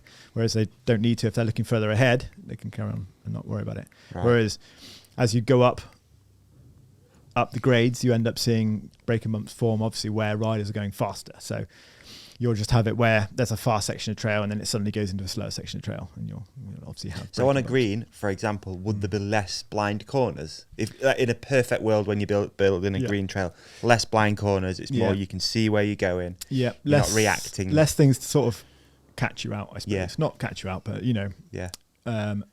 If a corner's cornering, it doesn't suddenly corner into another corner. Or what we're finding is we usually get a lot of sort of issues with on a green trail if it's doing more than a few things at once. So generally, if a trail is descending and cornering, that's quite a technical thing for a very beginner rider to do, because descending and cornering. Whereas descending on its own, if you're going down something steep, you can do that. Just do that. Yeah. If you're cornering, great, you can corner, and if it gets tighter, you can do that. But when you start to go steep and corner, that's where you might see problems. This is so interesting. Can we do this for each of the trail gradings? It sounds stupid, but it's actually like do you notice things from each one? Yeah, and it's obviously going up the grading system. Like, you'll see better riders riding more technical trails, and you won't see that kind of thing because there's such a varied. I think the variance of skills gets greater. Yeah. The higher up the grades you get. So I'm not mad at a blue. I'm going to be honest. I'm not mad at a blue. I don't get a chance to ride a blue in normal everyday riding. So if I'm going for a big day out in BikePark Wales, I will make sure that I actually ride a blue, and they're great fun at higher speed. Like the danger comes. Yeah, your skill allows you to go faster on a blue trail, which then unlocks more enjoyment from that blue trail. And gaps. Yeah. Yeah. So then if you're a very good rider and you ride a simple trail, you can still make it fun. It doesn't mean that it's not enjoyable or fun, or you just end up going faster down it. Do you see evidence of that on the blues? Of people going fast? Yeah. I guess there's more braking bumps appearing now on a blue, or is it not really? Yeah, I suppose faster blues you can get maybe braking bumps appear, but the good thing about being at the bike park is we end up, if any hotspots like that appear, or if they keep coming up in our monthly maintenance, we know that there's an issue there, so we can address that. So that's why generally at BikePark Wales you don't really see braking bumps often, because we've, not that, I'm not going to sit here and say that braking bumps are bad. Like, sometimes it's good to have some braking bumps and break into a corner. And we've got some of our technical, higher grade trails, and they'll have braking bumps on it, and that's what they are. But for that lesser grade riders, you don't want them appearing on a blue trail, because they're pretty horrible when you're bouncing over them on your hardtail or whatever. Yeah. So, yeah. I do know what you mean. Sometimes they're fun though, eh? Yeah, definitely. I think it's like mini whoops and skidding over. Like, you don't want them. What you don't want on braking bumps is like, at the end of a trail and I'm coming to a stop and I've got to brake over them. Yeah. So you're going over these braking bumps, just going, I've got to come to a stop, and I'm just braking over. Whereas if you want to skip over the top of them and go fast, great. So, holes in turns are bad for me. I don't enjoy them. And like, if you go to the Alps, you experience a lot of holes in turns. Just where you don't want them to be. Yeah. Well, I went to the Alps this year and I came back with the realization I'm a green flow rider in the Alps. Really? No, you're not. Oh, like I rode a green trail out there, and it was like I didn't need to brake. There weren't big smooth berms, and it was just like I could go around all the corners and I could feel my tires gripping and biting. And I didn't need to do much braking. I didn't get arm pump. Nice. I could just cruise down this lovely green trail. I didn't need to pedal. It's lovely, yeah. Enjoy the scenery. So I came back thinking, oh God, am I a green rider now? Do you get like takeaways from everywhere you go? Because you've just been in Whistler, haven't you? Yeah, I've just been in Whistler as well. A couple of weeks in there with a good group of boys, and it was amazing. Yeah, takeaways from everywhere really. Try and take some inspiration from everywhere I go. Really. Is there something that they're doing, for example, in Whistler Bike Park, that you could bring over to? Well, I would like to bring all the chairlift, all the bedrock, and the trees and the roots and the loam, bears, and the dirt, poutine. Yeah, I'd bring all that over. If I could do that, that would make my life a lot easier. So, God, that's fair. That's fair, mate. Yeah, that's a fair point. Yeah, and the size of the hills, and I think actually really everything you take over. Stay on the trail building, like psychology as well of trail building. Yeah, I know you made a few notes on that. Is it like? Oh, I mean, there's rabbit holes we could go down. Oh, yeah. I mean, we could get lost in trail building speak. So I don't even know where you want to start. Yeah. Well, are there any things that you've learned in that realm that you think would be surprising to us or to people listening? Well, I suppose one of the things I end up spending a lot of time thinking about is like why people enjoy riding their bike, like what the real basics is about riding your mountain bike. Because then I can like try and put it into a mountain bike trail. Nice. So like, what is the real, like, do they like the feeling of risk? Do they like going fast? Do they like, whatever? So, and you can go down can I build a trail that looks really risky, but there's not risk at all? Can I? Yeah. Is it a feeling? Is it a feeling I guess it's people different want? for everyone as well. Yeah, and exactly. It? Yeah. And we end up thinking about it a lot and talk about it and like what, the feeling people want to get when they go down a trail. Like obviously we've got, you have at the bike park, we've separated them up into like technical trails or flow trails. Flow trail might have jump line or whatever. And then, or, a blend of both and then different grades and actually knowing what people want to do when they go down a trail. Like, yeah, it's difficult. For me, it's very much, I like the feeling of my tires breaking traction, but very controlled. So I like it when I'm cornering and my tires are gradually breaking traction. And that's the basics of what I like about mountain biking. I like jumping and like all the other stuff as well, but I'd quite happily ride the perfect ground, do a corner where my tires break traction and I can do it really controlled. Yeah. And that's like, I suppose that's what I get. What about you? Like. So yeah, like what? About going to the bike park? Just thinking about it now. Yeah. I'm thinking about how I use the bike park as well. Like I'm very rushy. I want to do as many runs as possible. Definitely that's a thing. If I'm there, I've got access to an uplift. I find it, because I notice with different people that I go with, everyone's goals are completely different. Yeah. So my ideal would be I'd do as many laps as possible on as many different trails. And then maybe on that day, if I found one that I particularly liked, which was the Archetrail, Archetrail, the new one, then I'll do a few laps of that and then we'll get up to like some pace. Yeah. Because I think I can ride at sort of like quite nice 70% on a first run for me on a trail if I'm doing it blind and I don't remember anything about it. Whereas just that last bit, that last 30% and going like flat out. Yeah. I need to know what's coming. To do a few runs of that. Yeah.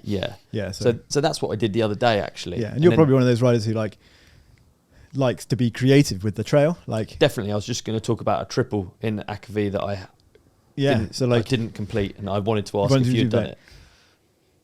At the top? 2 stump gaps and then a roller. 2 Maybe. stumps. Yeah, towards the top. Yeah. I've not done that, no. I tried, I cased. I can't claim it. No. So it's one of those things like you'll see that when you ride it because you're a certain level of rider and other people won't see that maybe. And then obviously it's very difficult to put those things in. We can design them in at the beginning and like with that thought in mind. And then obviously we'll build other bits of trail and you're like, oh, I didn't even think about somebody gapping that bit. And then they have. And that's just what people, one of the big things about mountain biking is being creative and riding a trail in your way. How you go around a corner. Like I quite like, I'm terrible for a trail builder, but I like squaring off a corner. A lot of people like squaring off corners, and that's not very good for.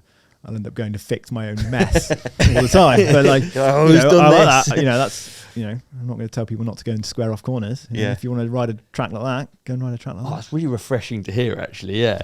Well, the thing is, like, because I'm a professional trail builder, I build trails for other people. Like, I don't. It's not like I've sculpted trails in the woods. There is a difference. There's a difference. Like, if you've gone and sculpted trails in the woods and they're perfect dirt jumping, lovely berm, don't go and square that berm off. Yeah. But if you come to the bike park where you've got a team of people, we've got a team of people who fix stuff. I'm not saying, ride trails badly or no. I do hear what you mean. Yeah. That's why you have a team of people fixing holes in berms, because if somebody wants to slide around a corner, they can. I failed at answering your question on what I like. I talked about what I would do at bike park, but I've not really said what sort of trail. But just boil it down to, like, do you like jumping? Do you like being in the air on your bike? Do you like going around a corner? Yeah, it's probably corners. Yeah. It's like G's and corners, and then like maybe the gaps are important to me. I really like bike parks. I like making sure I'm being creative down a trail. Like that's we've not created a jump there, but that you can take off that route, gap over that technical bit, land on that backside over there.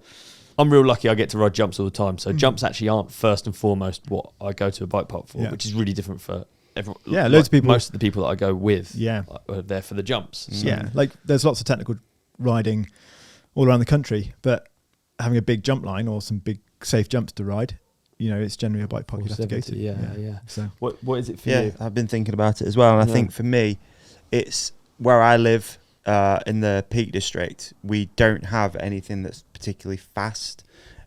So everything is quite janky, rocky, quite sort of set. That's the trail. You can't really get that creative because usually there's rocks all over the place and stuff. Yeah.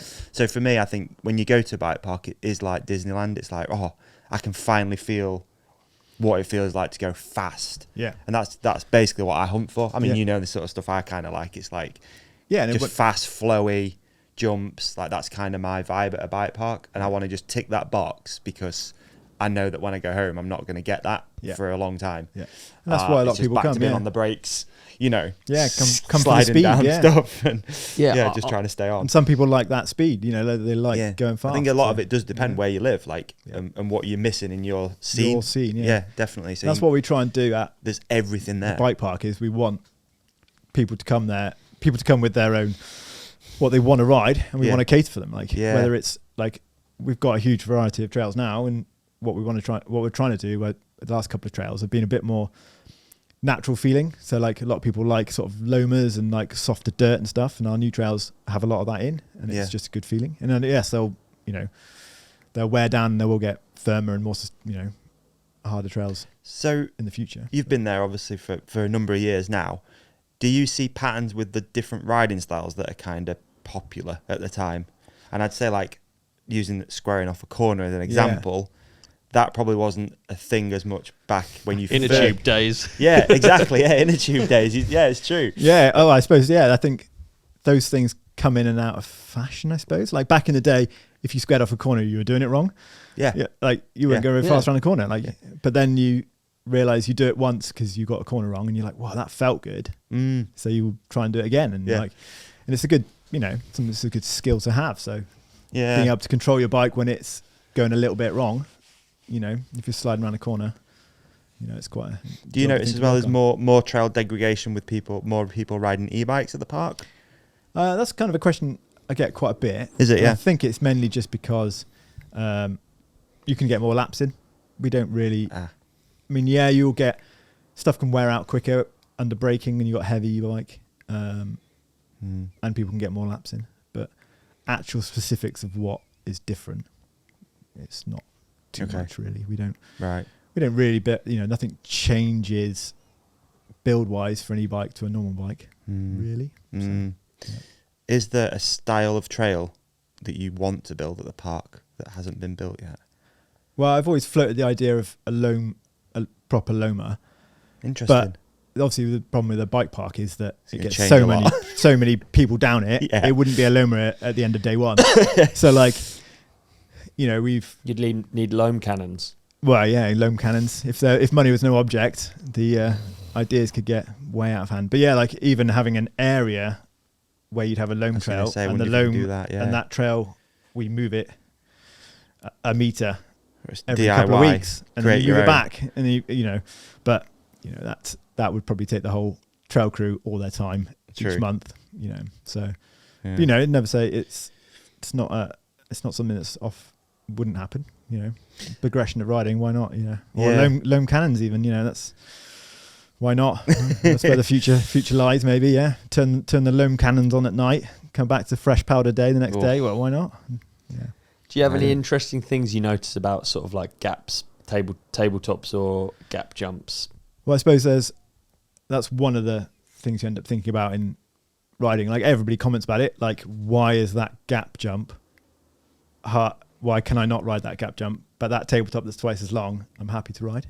Like, why is that? Like, the way I've thought about it is I suppose it comes down to commitment, I suppose. Whereas a tabletop jump, you have that ability, if you want, as you're going up to take off, not to commit to it. Yeah. Oh, I can back out. It's okay. Whereas a gap jump, you haven't got that ability. So if you get to the takeoff and you're like, oh no, you haven't got a choice, it's going wrong. Like, we do have kind of stats at the park, whereas, if we made all our jump trails gap jumps, they'd be a lot safer because everybody would have to commit to jumping them.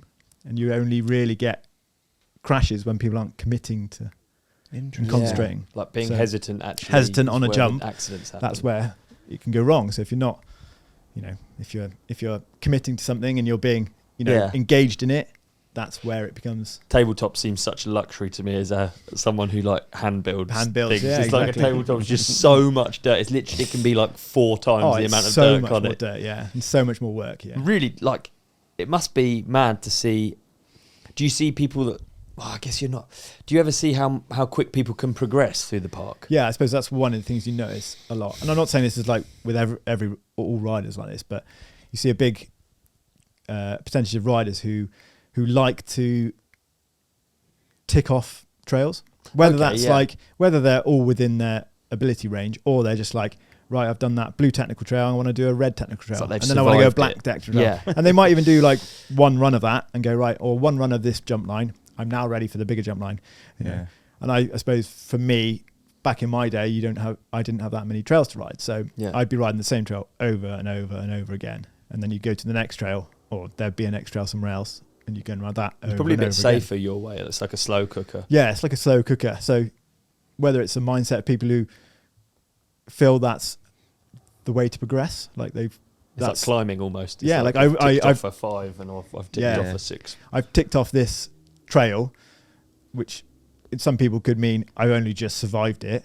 I've only just got down it without crashing. And that might be like, cool, right, I'm ready for the next more difficult one. Survived a trail. Yeah, and I'm now ready for the next one. That's not what it is to me anymore, I'll be honest. No. So yeah, it's really interesting to see people's, and that might be what they ride mountain bikes for, because they'll go home at the end of the day and be like, oh, I ticked off this new red trail today. The next they just hardest want to see red progression. Trail. Yeah, and they want to see that progression, and for them, progression is doing the next hardest trail. Yeah, when we put our trails in an order of difficulty, and they want to work their way through it, and it's kind of like, well, yeah, that's one way of. I think it's. I'd love to hear from people about that, really, because like you guys want to at the park. Yeah, we want to know what why. you're here for, like what you're trying to achieve. Yeah. I'd love to hear from the people who watch and listen to this. What do they? Yeah, I mean, I'm not even sure what you'd ask somebody, but it's hard though, because you're in it so much. Like we don't think about it like that. I don't think. Well, I don't. You do, because I guess it's your job. But and Ollie, obviously being Ollie, it's like you don't ever really think about it. A lot of people. Yeah, but I don't know. Crap. Dunk's so good at it because he's open to just, I guess, all of this different input. You say, you literally the first thing you said is you don't want it just to be trails that you want. You want it to be like a variation. Whereas I'd be awfully selfish. I want to build things that I want to ride. Yeah, I build a lot of stuff that I don't want to ride. I suppose that's what but that's part of being a professional trail builder. Is I'm like, back in the day with Archetrail and stuff, it would be like, here's your brief, and you're designing and building a mountain bike trail for this grade of people these ability of people or whatever on this hillside, and it has to be this, and you end up being like, oh, I could build a sweet big hip jump here. But that's not what I'm being employed to do. Like, kids in the school what's like, that? What? Yeah, I could put a takeoff in, you jump all the way over there, and it'd be sweet. You know, those kids in the school who are 10 years old are like, what have you done? Useless. Yeah. So that's that's part of being a professional trailbuilder. I think I do get to build stuff I want to build mine, so it's fine. Yeah, Vanta. Yeah, I mean that goes on to Vanta. Yeah, yeah, I'd love to hear. So how did that come about, and what's the route? That's a good segue onto that, because that is exactly why Vanta came about, is because I was like, I want to build something. I want to build. I've got all these ideas in my head. I'd love to build them, but obviously you can't just build them for anybody. Yeah. So I think, I suppose the way it came out, I was just chatting to some friends. I had a friend at Red Bull, and I was just chatting about, I'd always love to do a build, because the only way I could see about building exactly what I wanted to build is to do it for maybe an edit. Yeah. So I was chatting to the guy I knew at Red Bull, and I was just like, oh yeah, I'd always love to do a build. And he was like, oh, and this was Matt, who worked at Red Bull, and he was like, oh, well, we're always keen for stuff like that if you want to. And I was like, oh, right, okay. And then I went to Rowan and Martin at the bike park, and just like, would we ever want to do a edit for a rider and build a trail for them and do a bit of publicity? And they were like, oh, and I was like, I've got a contact at Red Bull, and they said they might be keen. And they, Martin and Rowan were like, oh, yeah, all right. So we had a meeting with them. We discussed a few things, and I was like, oh wow, this looks like it's got legs. And then we chatted about what it would be and what would happen. I think it was maybe a Sound of Speed, and then we were thinking about what riders would be involved. And I came along with like, I could build this, big jumps and hips, and jumping off a quad or jump through some trees, and a hip over a tree, and a rock tire tap thing in the woods. And I came up with all these ideas and stuff, and they were like, they seemed pretty keen. And then we chatted about riders, and then escalated, and we had a line on the hill that we were going to change anyway. Okay. And it's only escalated into building this trail. And we got Laurie Greenland. Obviously he's Bristol based, so he's not far from the park, half an hour away. Yep. Did he have the same ideas? Yeah, so we got him over, we had chats with him and stuff, and we were like, right, came up with some like ideas and stuff, what we wanted, what he wanted, because he wanted obviously big jumps and but also like slightly different stuff, like whoops and stuff. So, and I've always wanted to build some whoops for a mountain bike, I suppose. So these are all the ideas that were plucking out of my head, and it was great because I got to like, just be a trail building kid and just be like, right, I'm going to build whatever I want. So, okay. Yeah. And yeah, it was with great. Drainage. With drainage, yeah. with my professional head out, yeah. With my professional head on. And the problem is wherever you build, there are constraints. So even at the bike park, where I'm told, oh yeah, just build whatever size jump you want. Laurie's there going, yeah, build a big jump or whatever.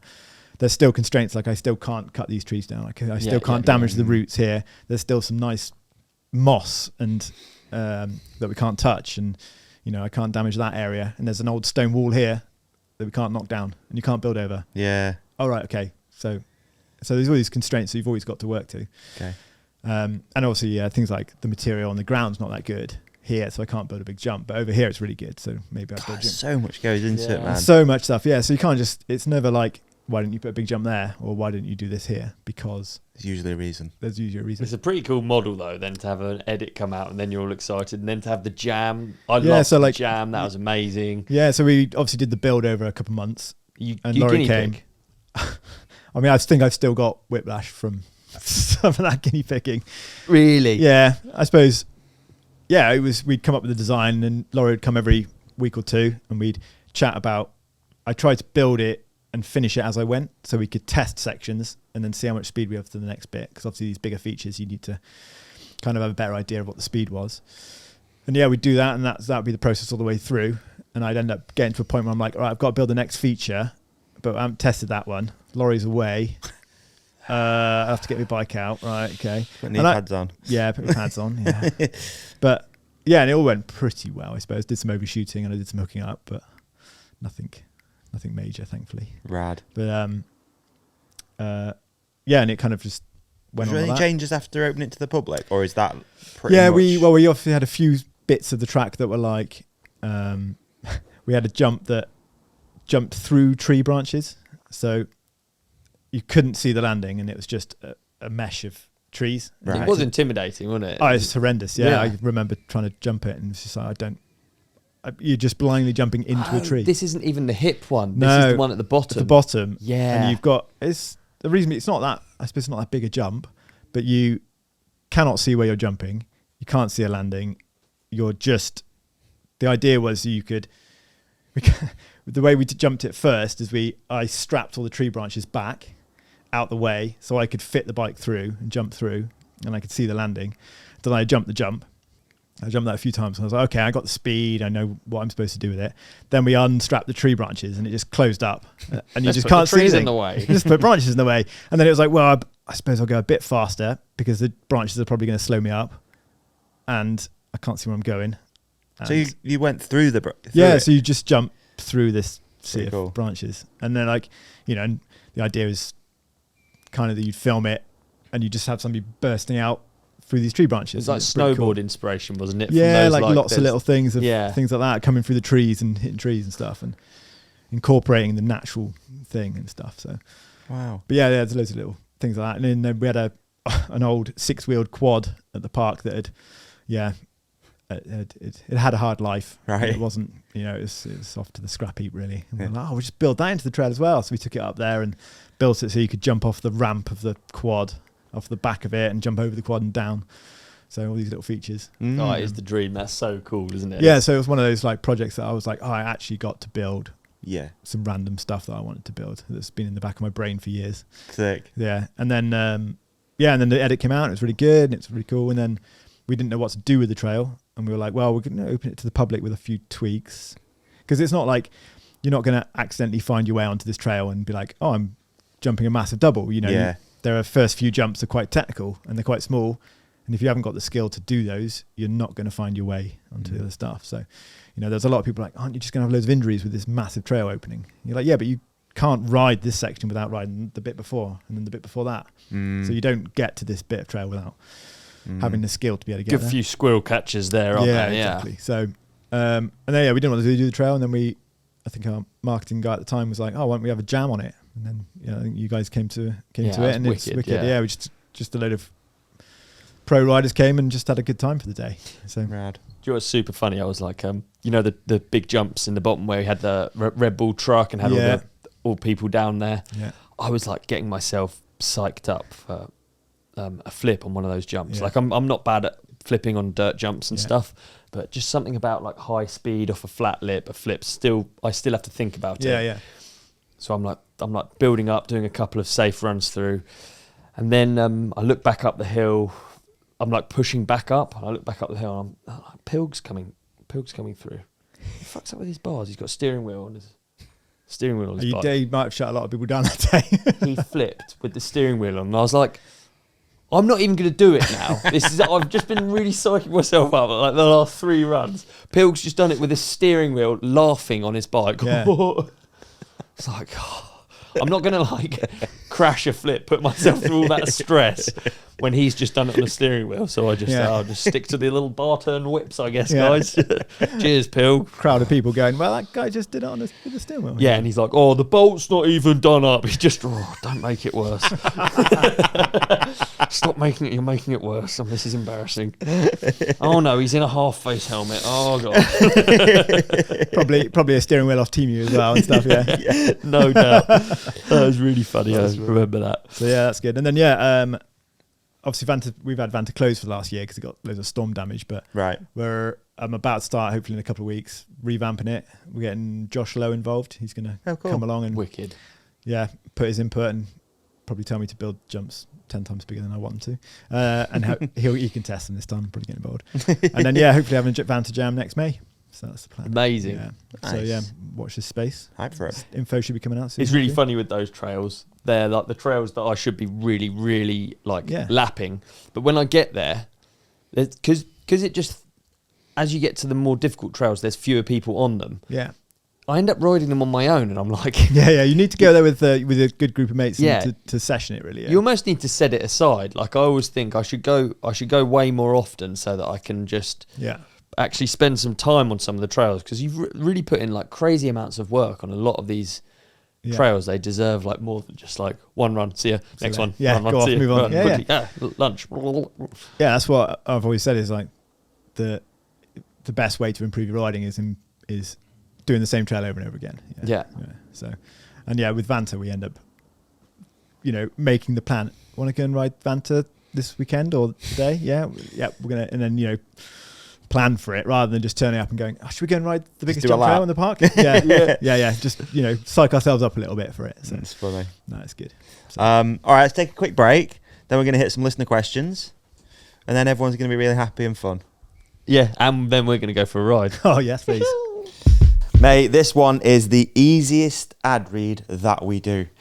We're just going to speak from the heart. Works have been a sponsor of ours for years, and we've both used the majority of the tools at this point. Absolutely. I mean, I've really sort of redone my house with Works tools. Yeah, I've got a plethora. I bought in mine. Show and tell. This is you what? Sorry, yeah, it's show and tell. Exactly. So this is my Hydra Shot, and I bought it in because I wanted to do show and tell and talk about the things that I really love about it. Please. Is that okay? I'd love for you to do that, please. So basically, one of the key things beyond the actual function of this, which we'll get into in a second, it's the fact that it's part of the power share system. Now, every single power tool I own, and whether that's garden, home, DIY, my chainsaw, trail building, I've got 2 chainsaws. Ooh. I need to actually keep my voice down, otherwise Works will hear and they'll stop sending me anything. I'm spoiled. Yeah. But this power share, this goes in everything I own. So I can't tell you how easy that makes life. Yeah, I've 100%. Always got something charged up. I'm not the most dialed with like having a set up charging area. So it's always good to know that you've always got batteries. Yep, it's true. Pop it in here in a waterproof case. Nice. There it is. And you're off to the races. Now this I use attached to my hose. Yep. But previously I've used it with the hose connection. Mm-hmm. That goes into a water source, so you can do it from a bucket or a river. So you can have it in the back of your van. Yeah. To clean your bike. Yeah. Super handy. Portable, of course. Like I've done that before. I've finished a ride. I've been parked near a water source, whether it's a puddle or even actually taking water in Portaloo. A 25 litre drum. I saw Davey once pressure wash the blue wash down.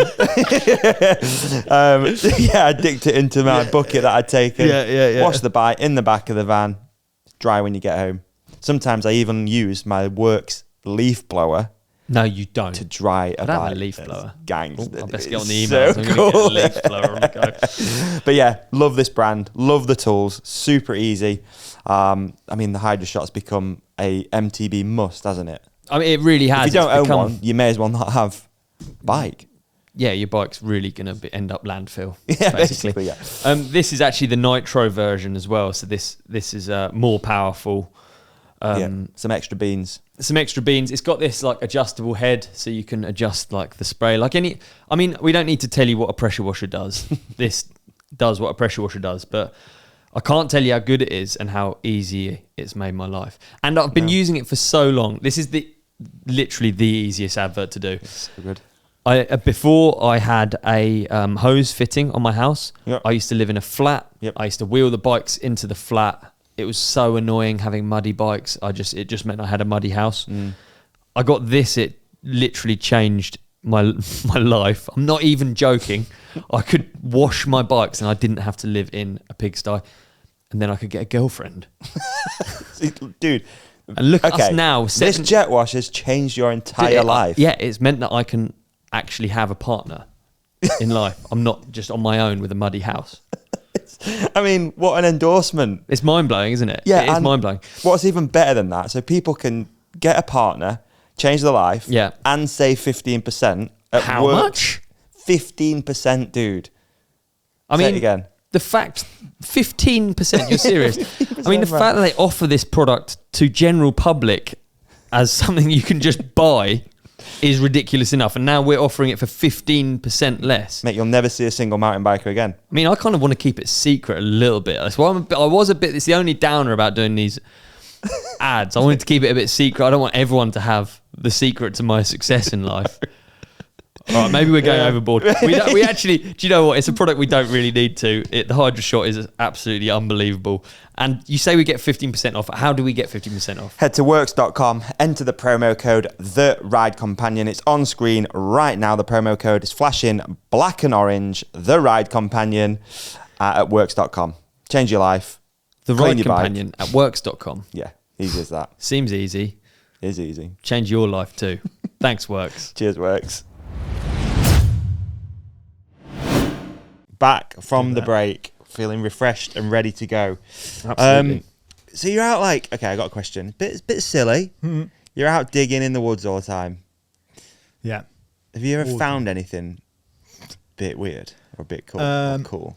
Great question. Thank you. Yeah, people ask me if I ever dug anything cool up. And really? I'm still waiting to dig up some buried treasure. I'm still like that. It'll come. Yeah. It's a numbers game. It's a numbers game. Yeah, exactly. Every bucket is an opportunity.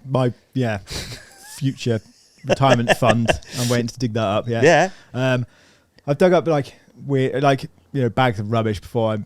Nice, dug up horrible sex toys in the woods. Have you? Yeah, I like horrible stuff. Yeah, because it used to be a dogging spot as well, didn't it? BikePark Wales. Oh, this isn't BikePark Wales. Oh, okay. I haven't dug anything exciting up at BikePark Wales yet, unfortunately. Yet. That's it. Any dead dogs in Mexico? I've dug up a puppy in a bag, unfortunately, once. It's absolutely disgusting. Cheers, Ollie. Way to lower the tone. Good story. I found a grenade. Dug up a grenade. Did you? Oh, wait, yeah. Where? Well, I was just... this was... I can't even remember where this was. This was the Cotswolds. Well, somewhere pretty posh anyway. I can't remember. And we were... I mean, it was the 417 project. Oh, really? Yeah, so I was digging there, and just as you do, moving some hand or in a machine. digger. Yeah, okay. And I was like, well, that's a weird looking rock. Had a look, jumped out and was like, picked it up and was like, oh, that's looks like a grenade. That's a grenade. And I was like, it's a ornament because it had like a flat base on it, and I was like, yeah, that's an ornament. So we ended up we were looking at it and okay, I'll just Google it, and we just Googled, and I think mortar grenade or photos came up, and the mortar grenade has got a flat base like that. Oh, and we were like, no. oh, okay, we'll put that down, right? And then we were like, well, what do we do? Spoke to the guy we were working for, and he had contacts at the police or something. Can't remember, this was quite a long time ago. He had contacts at the police. The bomb squad. He rang them, and then I think an hour later, the army bomb squad turned up, and there was 4 guys came marching up the hill, military guys, and was just really? like, yeah, cool, and came over, looked at it, and they were like, yeah. And they were like, yeah, it's an ornament. You can see where it's been drilled out. Were you tempted to chuck it? I would have been tempted. Yeah, in that pose. Yeah. I was like, so I was like, oh, it's an ornament. Oh, can I keep it? Yeah. And I've dug this up. And they were like, no, because we'll be called out in a couple of years' time when you lose it. And we'll be called out again because somebody's found a grenade and they didn't know if it's real, and we'll be called out. And I was like, oh. Can I not take it and put it in my mantelpiece? And it's like, yeah, well, that was probably on somebody's mantelpiece, and now it's... Just in a field. Yeah, in a field. So wow. Random, yeah. Very random. Yeah. It's really easy to get the bomb squad called out, isn't it? You only have to I don't know. Yeah, well, I've dug foundations before, and you just find anything, and quite often people will just be like, oh, let's put that back in the ground. Yeah. No, I never found anything that would jeopardize a project, I suppose. Yeah. So I think if you probably get you ever get a chance to get Phil Saxena in, because he's got some good stories. I think there's a story of him building a four-cross track in Belgium, and he dug up a World War II bomb, and the town had to be evacuated. You know, I think I've heard that as well. I think I've heard that story. That was Hoofleys. Did Ricky Crompton work for him? Don't think so, but maybe it was a story about that. No, but did Ricky Crompton work for Phil Saxena? I wasn't. I raced that one, but I didn't really help out with any build on it. But I remember it made the local papers, and he was absolutely bombing. You were. Come on. That was good, Not bad. It was good. I liked it. Have you ever have you ever used anything? Okay, it's a full setup. I'm so sorry. I know there's a story about you using dynamite to build a four-cross track. Is what I'm going to say. So obviously there's loads of stories from back in the World Cup days. Yeah. Just because it was just so many different projects, so many different things were happening. But yeah, we did a we're doing a Fourcross track build, and I'll leave out the venue and let people guess that. But we were doing building the Fourcross track, and I think on the first straight of the Fourcross track there was like a load of bedrock, and obviously usually that would be great on the rest of the track, but on the first straight you kind of want it to be quite even for all the different lanes, right? And it wasn't very even, and we were like, okay, what can we do with this? If we have to cover all this bedrock with dirt, it'll take ages. And we had this guy who was working on, who worked for the venue, and he was like the mountain ranger guy. He's like, oh, we can use dynamite. And what we do is we drill into the bedrock, put some dynamite in there, and it will just blow it and break it all up. And we were like, sweet, this is amazing. Okay. Yeah, well interesting. Well, we were like, oh, sick. And he was confident with it, and we were like, yeah, great. Okay, this is amazing. So we had this like big, I don't know what, auger drill, like handheld petrol drill, and we spent days drilling 5 or 6 holes on this bedrock. Proper wrist breaker, those are, aren't they? You can imagine like one of those road peckers with a drill on the end. I spent days drilling, and I remember spending hours just on it, just going, oh my god. And we drilled holes 1/2 meter deep in this bedrock, quite a few of them. And then this is a long time, this is over 20 years ago, this is, so my memory's a bit vague from it. But so he came along and he poked, clay dynamite inside, ran wires out of it. We went maybe 30 meters away, right, at the start ramp, under this like bit of wood for the start ramp. We were under there, bomb-proof, and I can't remember. For me, it's a plunger. That's how he did it. Right? But I can't remember how he did it. But obviously, we radioed down to the area down the bottom and said, like, we're doing explosive in the area. We've cordoned it off. If you hear a noise, that's what we're doing. You've got it all signed off, whatever. And so yeah, we're all giddy as school kids because we were like, oh my god, this is amazing. We're using, we're going to blow some stuff up. And we're like, great. So we're all there and we're all like, ready to go. And he, presses the button, and we had this like, boom, and we're like, and then we hear the patter, I suppose you could say, of little stones all around us. Yeah. And we're like, whoa, okay, good job we're under this bit of wood. And then we hear a few thuds a bit later. Oh no. And then we hear some other noises a bit later than that, and we were like, nah, that was something else. Anyway, we come out and we're like, cool. We go over to where it is, and we're like, yeah, all the rock's broken up. And we're like, cool. And then we start kind of looking around, and we're like, there's lots of little stones about, like quite far away. And then I'm looking down on the straight below, the next straight down, which is probably 30, 40 meters away. And there's a rock, probably this, I don't know, that's like a 4-berth toaster, let's say, on the straight below. And I was like, that wasn't there a minute ago. That wasn't there a minute ago. Did that come out of there? And we were like wandering around, and we just like, rocks and stones everywhere. And we're like, well, it's done the job. Yeah. Great. Yeah. Brilliant. Okay. Good job we were hiding under there and there was nobody around. Cool. A couple of cars in town with the roofs caved. Well, let's not go that far just yet. And then, we were doing that, and we started like, right, great, we can take this bedrock up now. And then, 10 minutes later, this guy gets a radio call saying, can you stop what you're doing on the hill, please, and report back down to the centre? No. And we were like, okay. And then we heard later that a fist-shaped rock had hit the bonnet of a car in the car park and dented the bonnet of a car in the car park. And I'll tell you the venue in a minute, and you'll be like, no, and that's so far. Hundreds of meters away. Hundreds of meters away. And we were like, whoa, okay. So this was the end of Dynamite Dunk. That was the end of Dynamite Dunk. We didn't use that anymore. That's great. But we didn't really hear anything of it. We just carried on with our job and carried on doing it. But I don't think they used, didn't hear anything else off from it. They might have had to do something with the poor person's scrape the bedrock off, put it to the side? Well, it was all just broken up. So we all just spent the time lifting these rocks up. Yeah. And it was just enough to then put some dirt over it and make it quite even. I think we put the odd little roller in it or something. Or just make it a little bit more even for everybody to pedal over.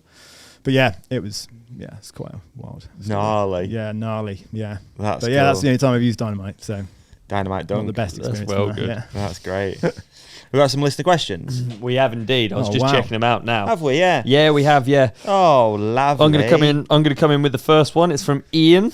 Loads of E's. fave tool for trail building. I think it's a good question, actually. Nice. Simple but good. A trail doesn't matter. Trail builder's favorite tool. Favorite tool. Well, Jesus.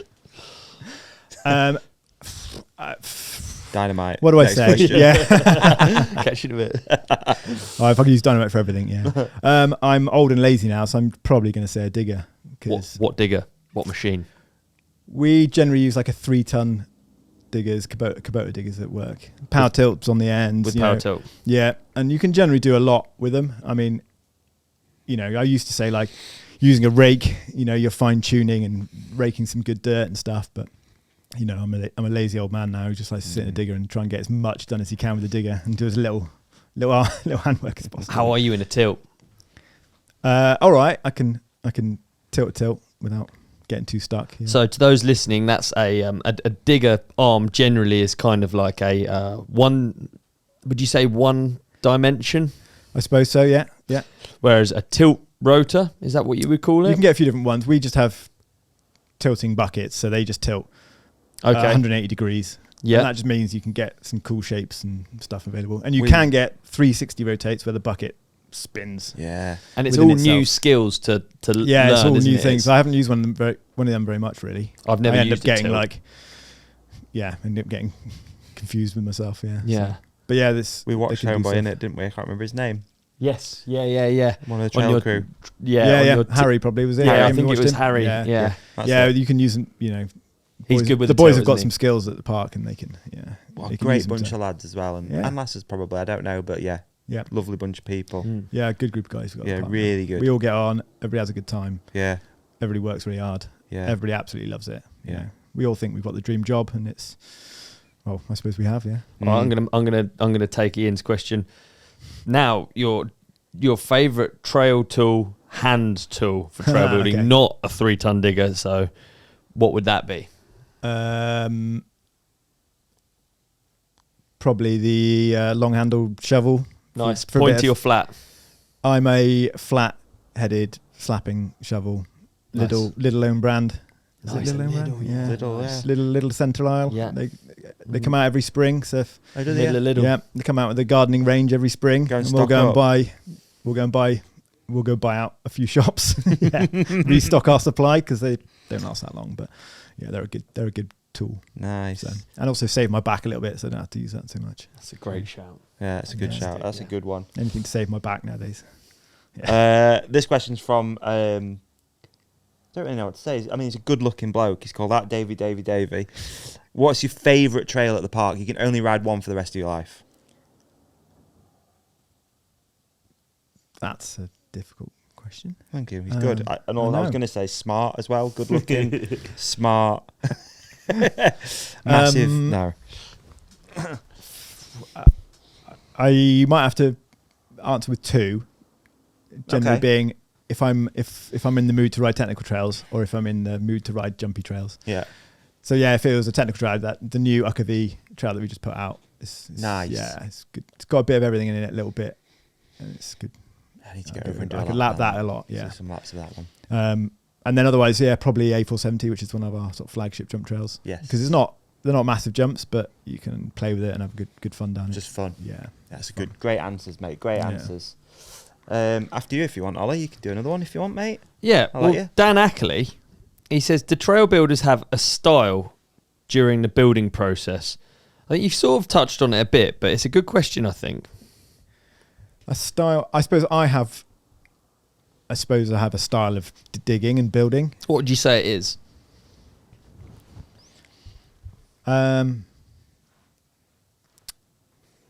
don't know actually. Probably somebody else would be able to look at my building and go, "Oh, this is his style." Whereas me, I'm probably a bit into it and couldn't pick out my own style of trail building. But I suppose I'm more of a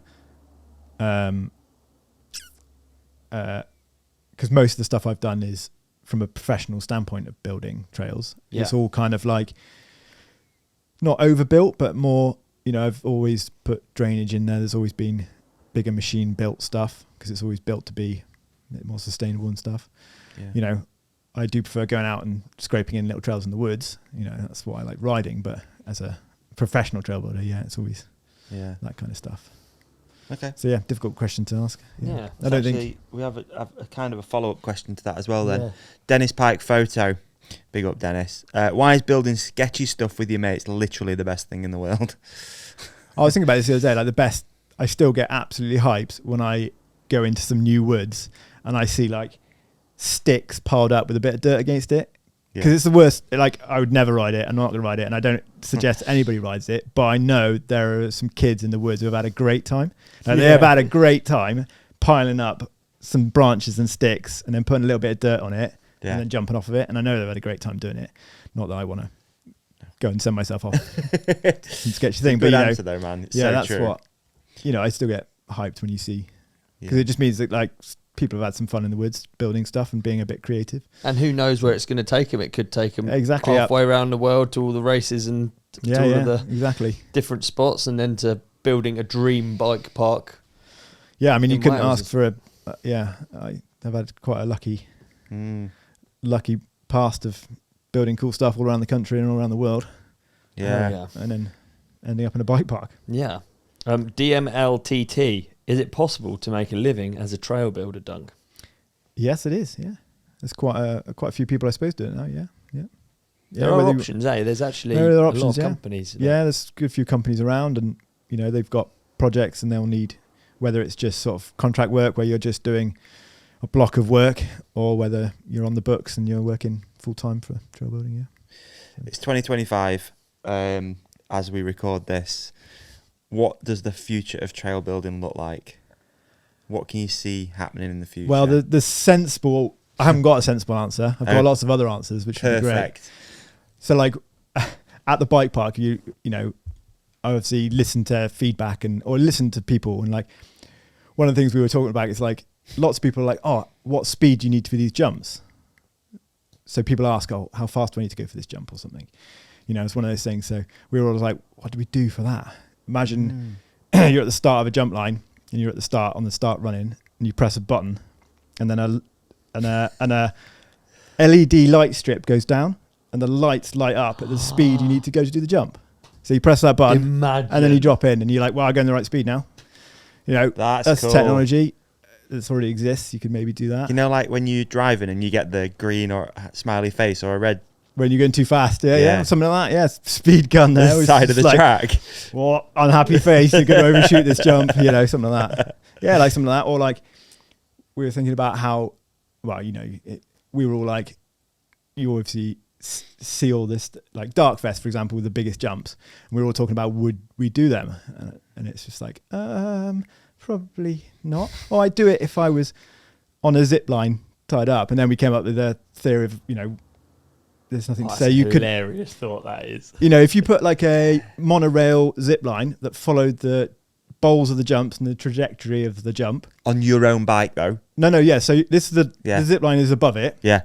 Then you've got a cable coming down from it. I've never thought of this. This is ridiculous. You're on a harness. Yeah. It's the rope's coming out behind you, and you just ride down. It's got a bit of slack in it. You can't physically fall off. So if you take off and you're dipping too low, you just hang on the rope, and you just hung there. It's like cable water skiing, isn't it? So and if you go, obviously, if you go to, and obviously you'd have to build the jump. So all you have to do is hold on, no brakes. You're not going to brake, so you can't brake, and you just on the bike. Take off, and if you're coming up too short, the rope catches you, so you can't fall down too low. What an amazing idea! Matt McDuff needs to, and obviously it takes all the risk out of with it. You here. Yeah, this is nice. And it's all the stuff that's possible, but would people want to do it? Because it just takes might take all the fun out of it.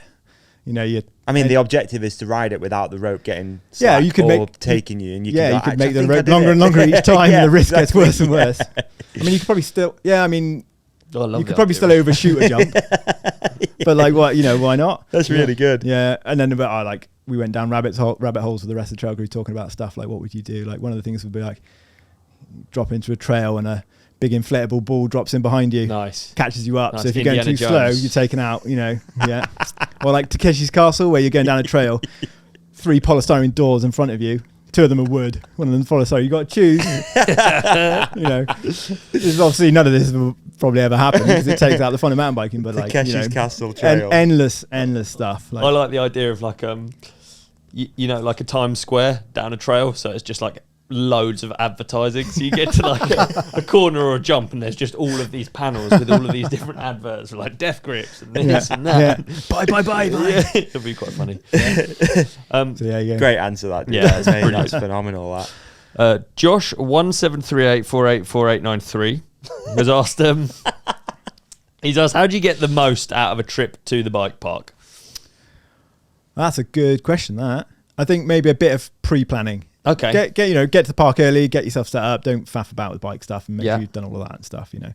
And then do a bit of pre-planning, look at the trail map, have a little look at, or even like we've got on our website, we've got videos of pretty much all the trails. So you can do a helmet cam view of the trail. So you can, before you turn up to the park, you can have a little look down it and go, is this a trail for me? What kind of how technical is it and stuff? And you can watch them and have a little bit of research beforehand, and then you have an idea of what you want to hit, and you're like, actually that trail's not for me, or maybe that's a bit too simple for me, or that's too difficult, I don't want to go down there and waste time down there, and then you can just try and work it out. So then when you turn up, there's first uplift, you've got a bit of a plan. Yeah. Sort of, bit of a plan, like what you want to ride. I'd always suggest you turn up and you ride something well inside your comfort zone to start with, warm up, get a good feel for it, go from there. By the way, whilst we're talking on that note on how to get the most out of the bike park, I actually think it's I took a lot of glory for our trip to the bike park for doing every trail in the day. Oh yeah, I readily accepted. You got a medal. I was tired.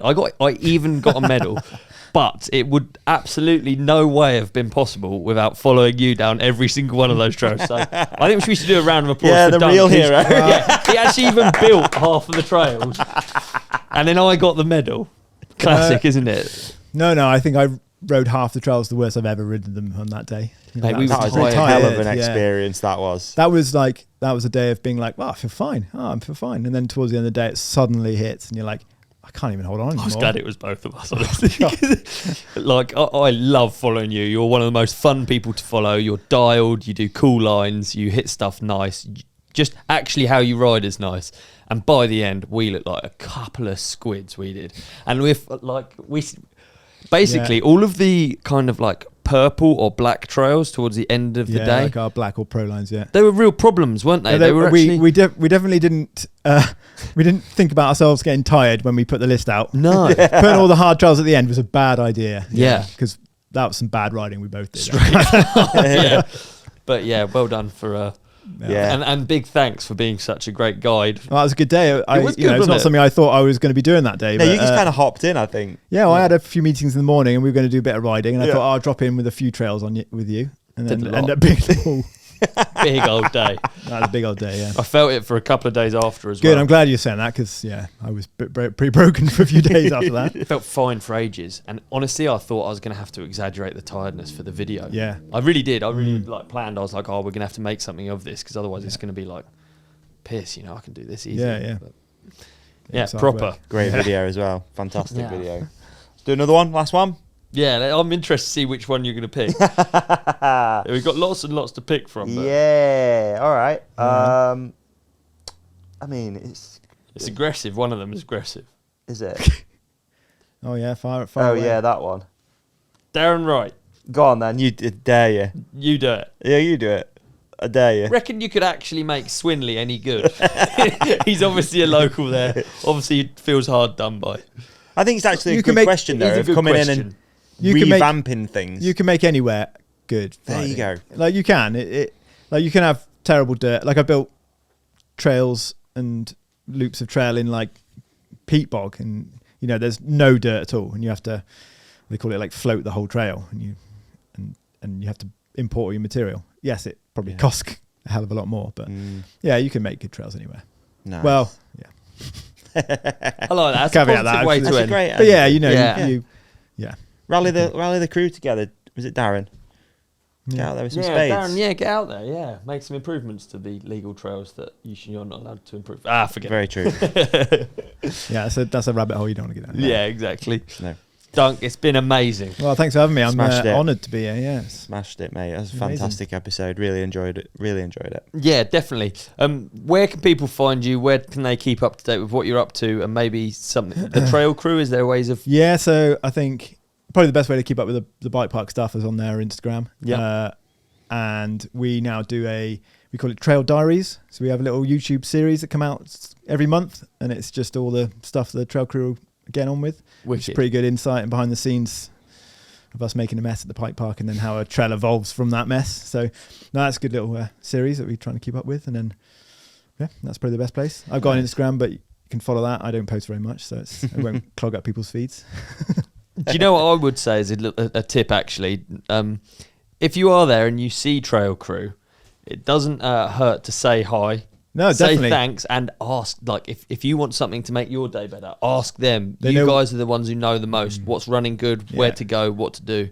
Yeah. Come and say hi. They might look an intimidating bunch of guys, but no, they're all very friendly.